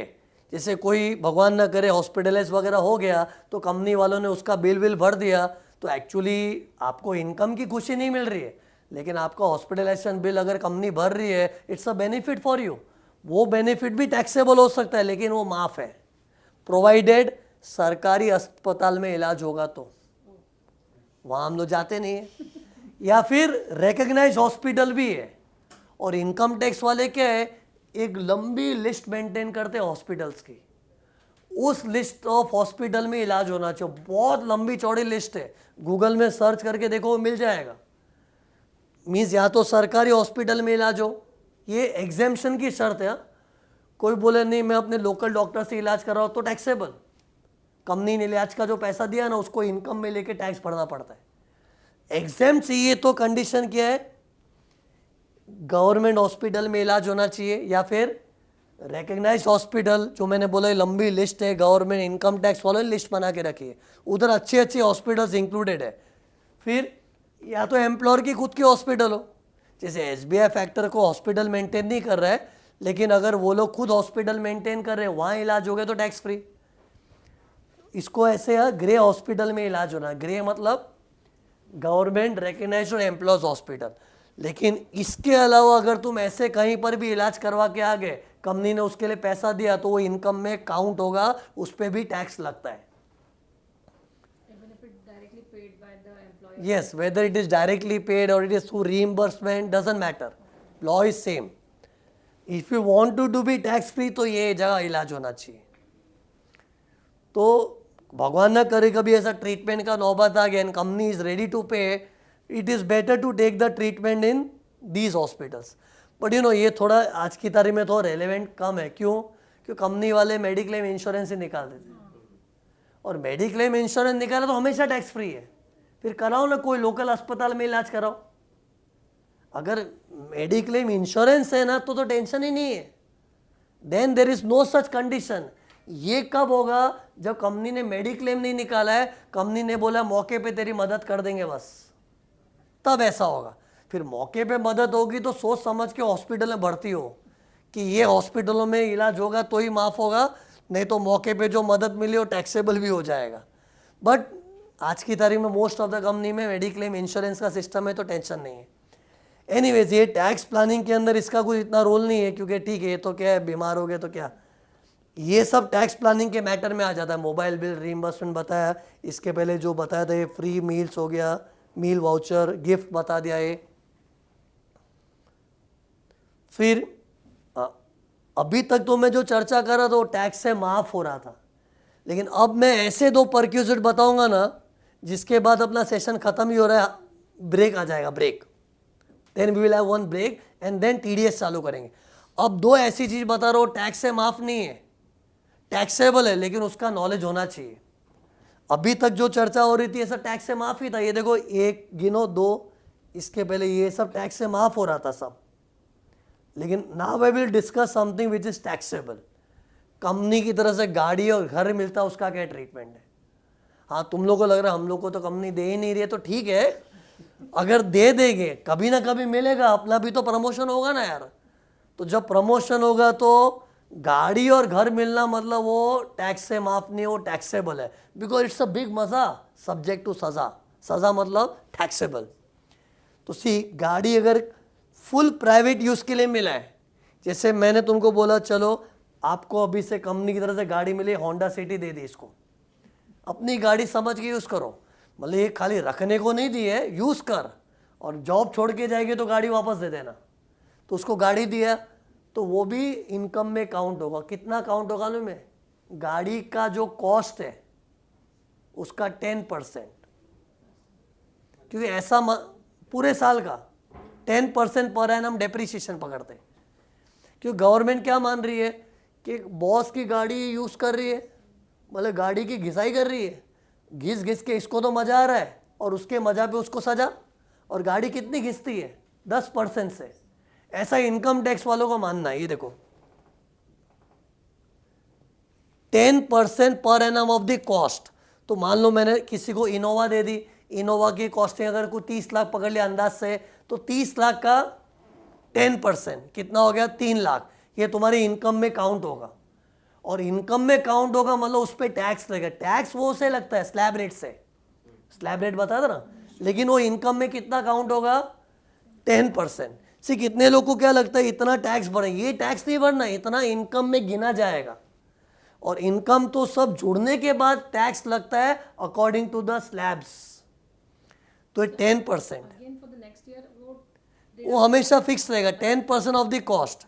इधर रिटर्न डाउन वैल्यू वैसा कुछ कॉन्सेप्ट नहीं है, जो भी कॉस्ट है उसका फिक्स 10% हर साल अपनी इनकम में दिखाते रहो जब तक गाड़ी यूज कर रहे हो। भले तुमने 25 साल तक भी गाड़ी हो, 10% दिखाना ही पड़ेगा। वो ऐसे कंप्लीटली राइट ऑफ हो गया ऐसा सब कुछ मानते नहीं इधर। It will be on original cost. भले कंपनी ने तुमको सेकेंड हैंड गाड़ी यूज करने दे दी, लेकिन उसकी ओरिजिनल, हाँ, कंपनी को जो कॉस्ट पड़ी थी, वो कंपनी की जो ओरिजिनल कॉस्ट है उसका 10%। ओके, फिर अगर कंपनी बोलती है गाड़ी तो दे दी, पेट्रोल कहाँ से भराएगा? तो उसके भी पैसे हम देंगे। तो पेट्रोल के पैसे भी कंपनी दे रही तो मज़ा बढ़ा, और मज़ा बढ़ा तो सज़ा भी बढ़ा, तो वो भी ऐड हो जाएगा। ऐड, ये कैलकुलेशन अपनी इनकम में लेना है और ये टैक्स आ जाएगा। ये एक्चुअल बेसिस पे मींस कंपनी, जैसे कंपनी को बोला सर इस साल मेरा पेट्रोल वेट, वो तो कंपनी टाइम टू टाइम देती। जैसे फॉर एग्जाम्पल मैं मैनेजिंग डायरेक्टर हूँ या फिर CFO, बड़ी पोजीशन पे हो, तो मेरे जो भी पेट्रोल बिल है दिखा के मैं उतना कंपनी से रीइंबर्समेंट ले लूँगा। तो वो पेट्रोल में खर्च भी हो गया, लेकिन रीइंबर्समेंट मिला ना उसका, तो भी इनकम में काउंट होगा। रीइंबर्समेंट इनकम कैसे हो जाएगा sir? Because it's personal. Okay, for personal. ये कार, ये मैं जो बता रहा हूँ फुल प्राइवेट का बता रहा हूँ। हाँ, ऑफिस के लिए गाड़ी यूज करे तो उसमें काहे का मजा? And where there is no मजा देयर इज नो सजा। ये फुल प्राइवेट यूज के लिए बात कर रहा हूँ। मतलब ये गाड़ी तो अपनी फैमिली के दिन रात मजे में यूज कर रहा है, फैमिली को मूवी दिखाने लेके आ रहे हो, पेट्रोल वेट्रोल भरा रहे हो, उसका पैसा भी कंपनी दे रही है, तो इट्स अ मजा। और पर्सनल बेनिफिट को ही तो बोलते हैं पर क्यूजेट्स, पर मतलब पर्सनल बेनिफिट्स। ऑफिस के लिए कुछ भी मिल रहा है ना, तो उसको कभी इनकम में काउंट नहीं करते। कि ऑफिस के लिए अगर गाड़ी मिल गई, कंपनी ने बोला गाड़ी रखी है ऑफिस के काम के लिए यूज करो, तो टैक्स कभी भी नहीं आएगा। It is only if it is given to you for a full private use, exclusively अपनी गाड़ी की तरह मस्त यूज करो प्राइवेट लाइफ के लिए, तब ये सब अपनी इनकम में काउंट होता है। और कंपनी ने बोला ड्राइवर भी दे देंगे, शॉफर ड्रिवन कार होती है, तो ड्राइवर का मजा मिला तो वो भी ऐड हो जाएगा। मतलब मैक्सिमम 3 चीज मिल सकती है। ये पहला अमाउंट क्या है? कंपनी की गाड़ी यूज करने का मजा, किसी की गाड़ी यूज करवाओ। फिर पेट्रोल के पैसे भी मिल रहे हैं, ड्राइवर का पगार भी कंपनी दे रही है, तो ये सब मिला के अपनी इनकम में काउंट होता है। मीन्स हम लोग जो हमारी इनकम कंप्यूट करते हैं तो उस जरिए काउंट होता है, और कंपनी वाले उसका भी TDS काटते हैं। और इसमें खराब लगने की बात नहीं है, ये गाड़ी हमने फुल प्राइवेट यूज तो इस्तेमाल की है ना, तो उसके लिए कंपनी ने पैसा दिया, it is also your income. Many people feel कि ये तो पेट्रोल वेट्रोल में खर्च हो गया। खर्च हो गया तो क्या है? अगर कंपनी नहीं देती तेरी जेब से आता ना, लेकिन कंपनी ने दे दिया तो इट इज़ योर इनकम, तो उसको इनकम में काउंट करना है। ये फुल प्राइवेट यूज़ के लिए हुआ तो। लेकिन बहुत सी कंपनी में क्या सिस्टम होता है पता है, पार्टली ऑफिस पार्टली प्राइवेट।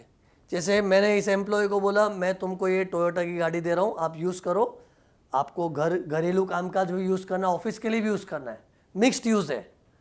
तो अभी मिक्स्ड यूज़ में अपने को मज़ा पूरा थोड़ी मिला होगा, क्योंकि ऑफिस के काम से गए तो उस पर किस बात का मज़ा, ऑफिस के काम के लिए गाड़ी यूज़ की तो उस पर किस बात का मज़ा, हाँ फैमिली के साथ घूमने के तो मज़ा है।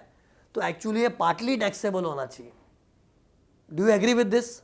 क्योंकि car is given to you, it's a good thing, but you will use for office work also plus private life also. तो टेक्निकली ये जितना प्राइवेट पोर्शन ही टैक्सेबल होना चाहिए। लेकिन आइडेंटिफाई कैसे होगा? पूरे साल में तुम कितनी बार गाड़ी निकाले होंगे, कई बार ऑफिस टूर होगी, कई बार प्राइवेट टूर होगी, तो बाइफर्केट नहीं कर सकते ना। इसलिए गवर्नमेंट ने इसका एक स्टैंडर्ड अमाउंट ही बता दिया है, इतने अमाउंट को इनकम में ले लेंगे। ये देखो फिक्स्ड अमाउंट है, कुछ अमाउंट ही फिक्स्ड है कि 2,000 रुपया हर महीने का, तो साल का कितना हो गया? 24,000। ये तुम्हारी इनकम में जुड़ जाएगा। फिक्स क्यों कर दिया है? क्योंकि थोड़ा ऑफिस के लिए भी यूज हो रहा है ना, एंड थोड़ा प्राइवेट भी। और मैं किलोमीटर का डिटेल तो नहीं मेंटेन करूंगा ना कि पूरे साल में 1000 किलोमीटर गाड़ी चली है, अब 1000 में से 300 किलोमीटर प्राइवेट थी और 700 किलोमीटर ऑफिस के काम के लिए। सी ऑफिस के काम के लिए यूज हुआ तो उसको टैक्स ना उचित नहीं है। लेकिन वो ब्रेकअप कौन करेगा?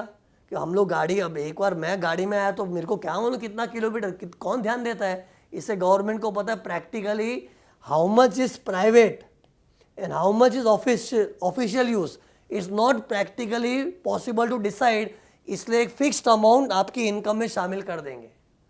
और वो 2000 भी कब मालूम है? अगर अपने को छोटी गाड़ी मिले नॉर्मल 1600 सीसी वाली, मतलब गाड़ी का इंजन होता है ना 1.6 लीटर होना चाहिए, वो तो कई गाड़ी के पीछे लिखा भी होता है 1.2 लीटर, और ज़्यादातर रास्ते पे जो भी लोकल गाड़ियाँ दिख रही है ना वो 1.6 लीटर के अंदर ही होती है।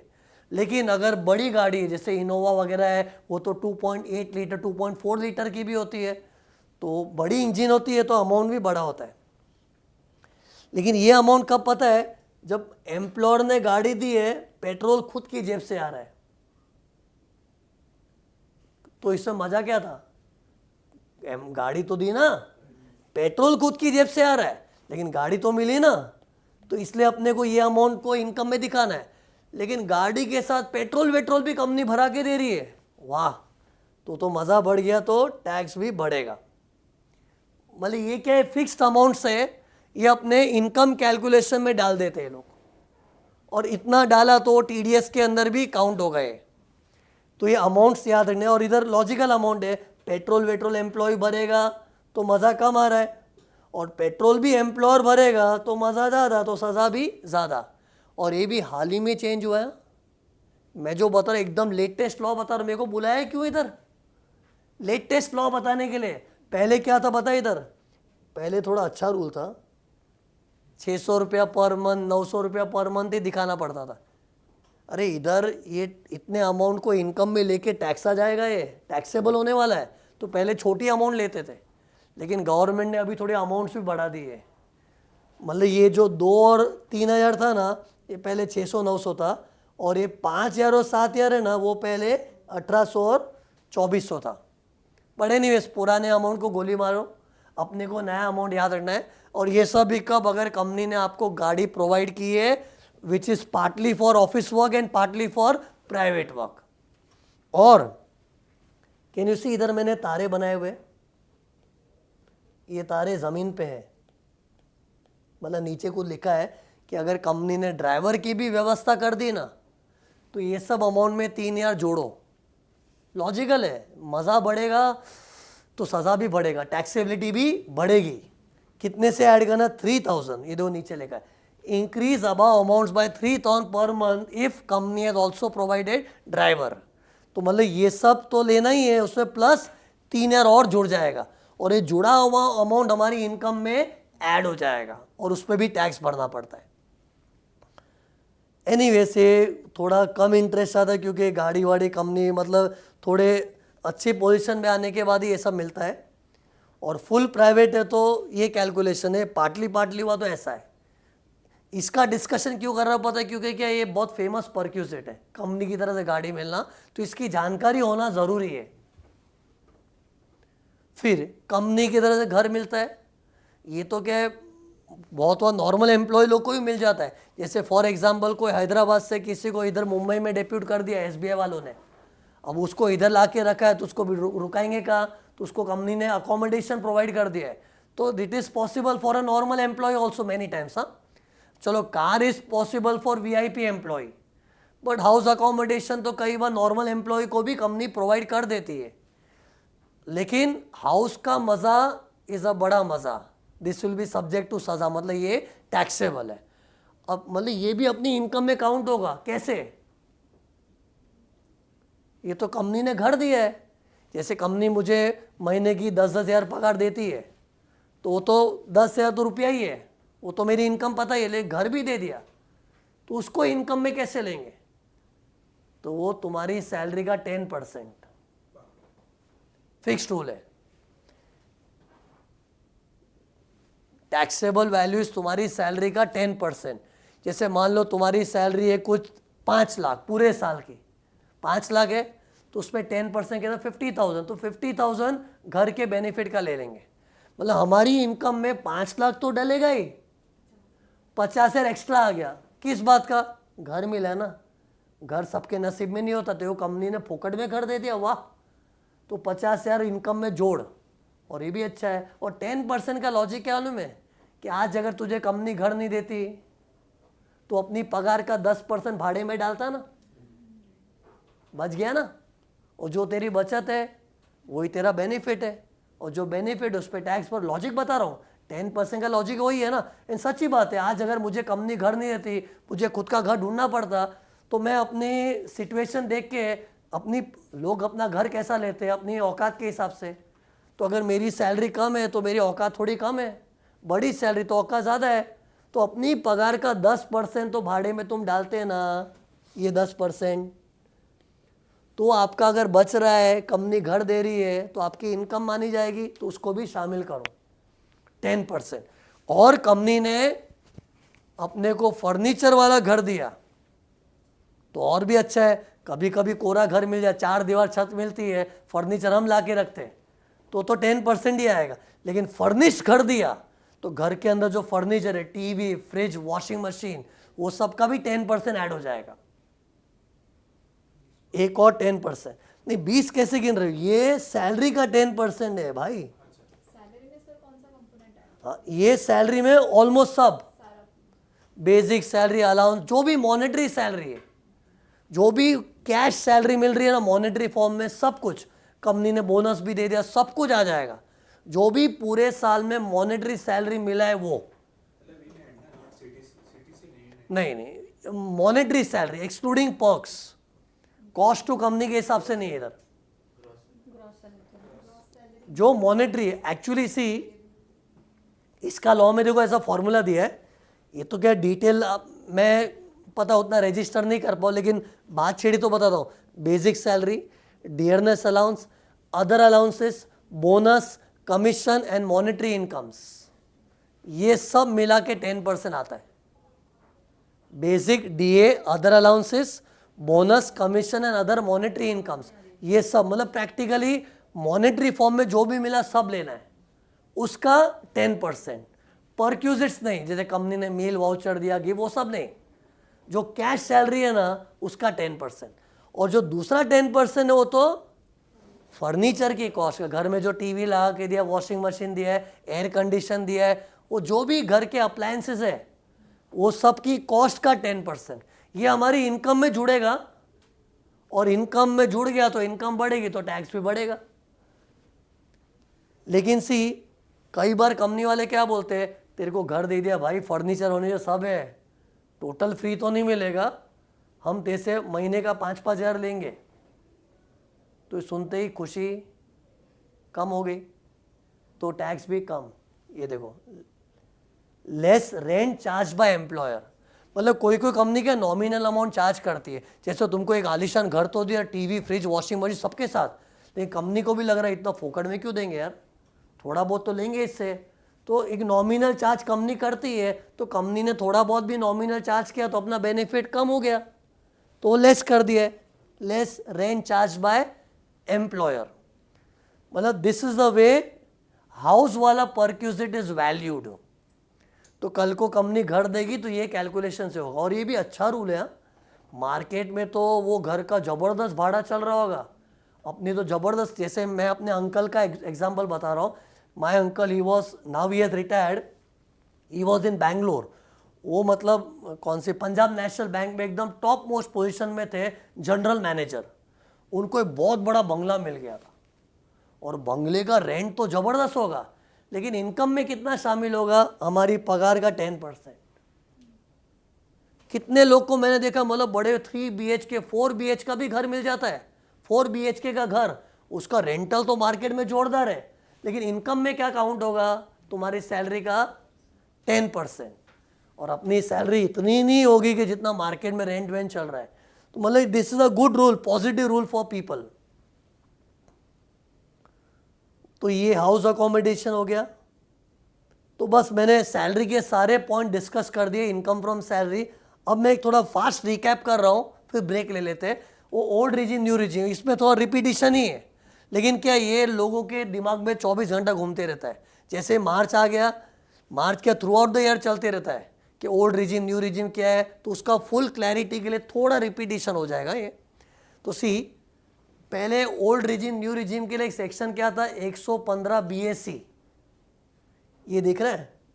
अब section 115 BSc does not exist, क्योंकि अपना पुराना income tax law RIP, rest in peace हो गया है। अब किसने जन्म लिया, न्यू इनकम टैक्स लॉ 2025, उसमें सेक्शन 202 है, सेक्शन नंबर 202।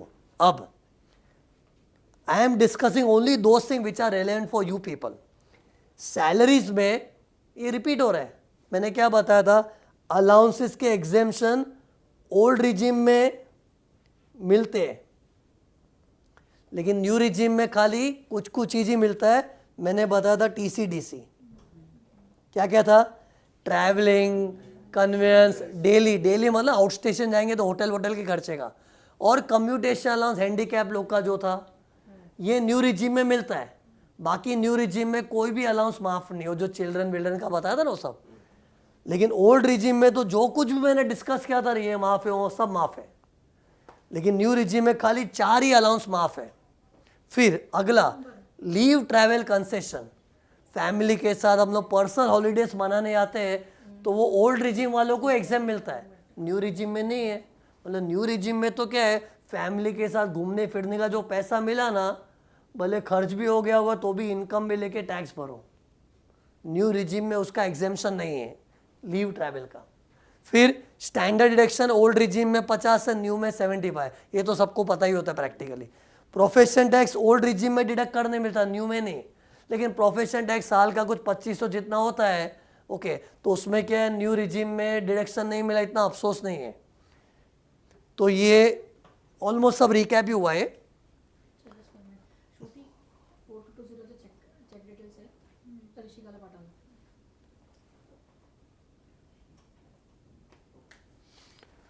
फिर मैंने एक चीज़ बताई थी, हम लोग जिस घर में रहते हैं वो अगर लोन पे है तो उसका इंटरेस्ट है तो 2 लाख तक लेस करने मिलता है।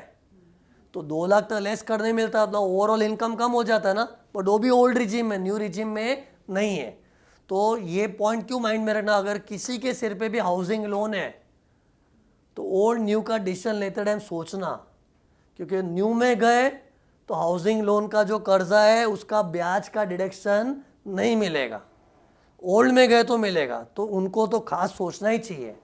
और हाउसिंग लोन में तो ब्याज अच्छा खासा होता ही है, लेकिन गवर्नमेंट खाली 2 लाख तक का ही डिडक्शन देती है।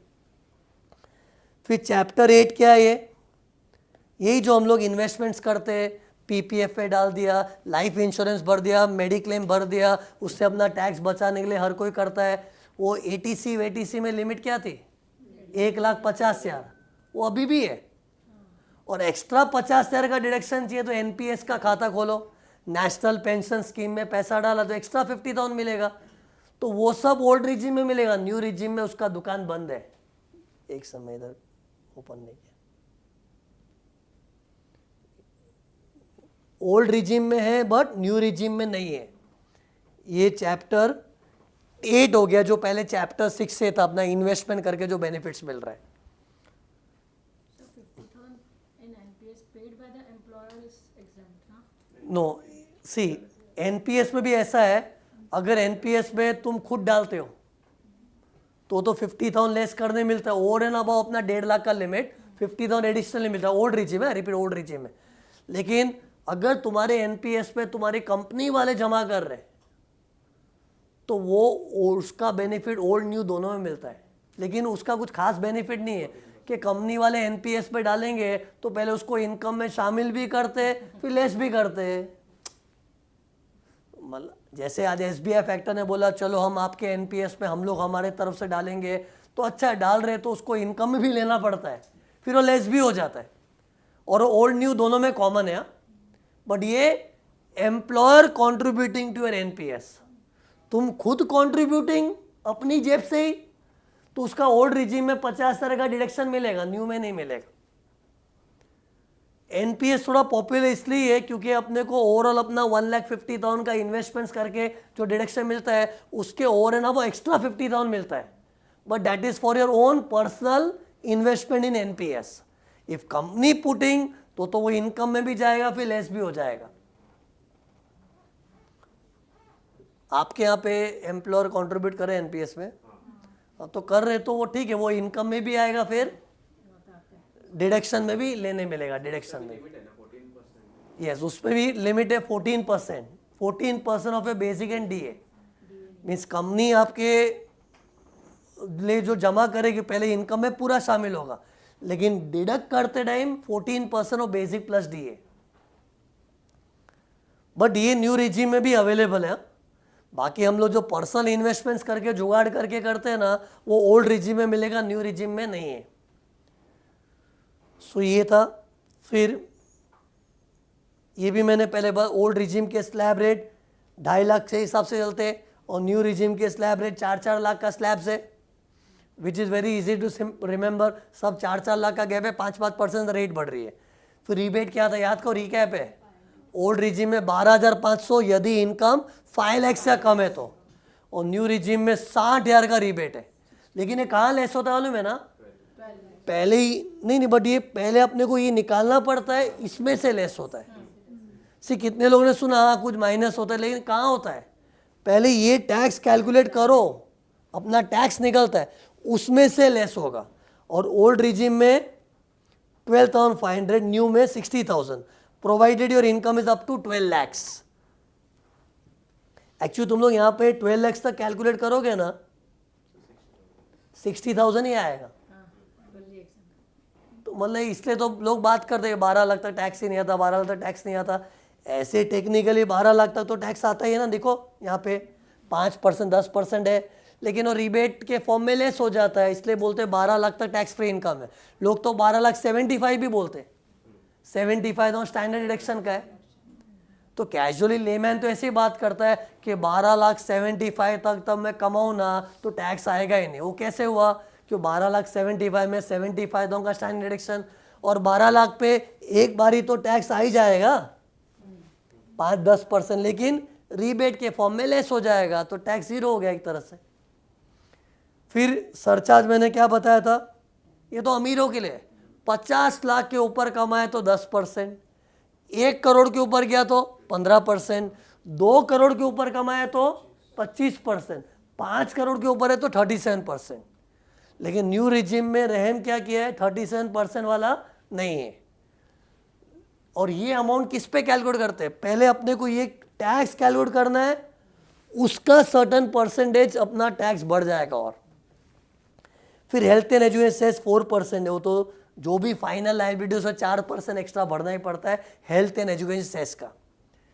तो ये क्या मैंने ओल्ड न्यू रिजिम का सब आपके लिए जो रेलेवेंट है बता दिया है। बाकी से डिटेल कानून में घुसेंगे तो ओल्ड न्यू रिजिम में और भी डिफरेंस है, बट ट्रस्ट मी तुम लोग को जो टच करता है ना वो सारे पॉइंट इस पे कवर हो चुके हैं। ओके, एनीवेज ये मैं आपसे पूरा शेयर भी करने वाला हूँ, तो it will B use for your reference later on also. Okay, बस अभी TDS का उसके लिए चाहिए, तो हम लोग थोड़ा ब्रेक ले लेते हैं, So we'll have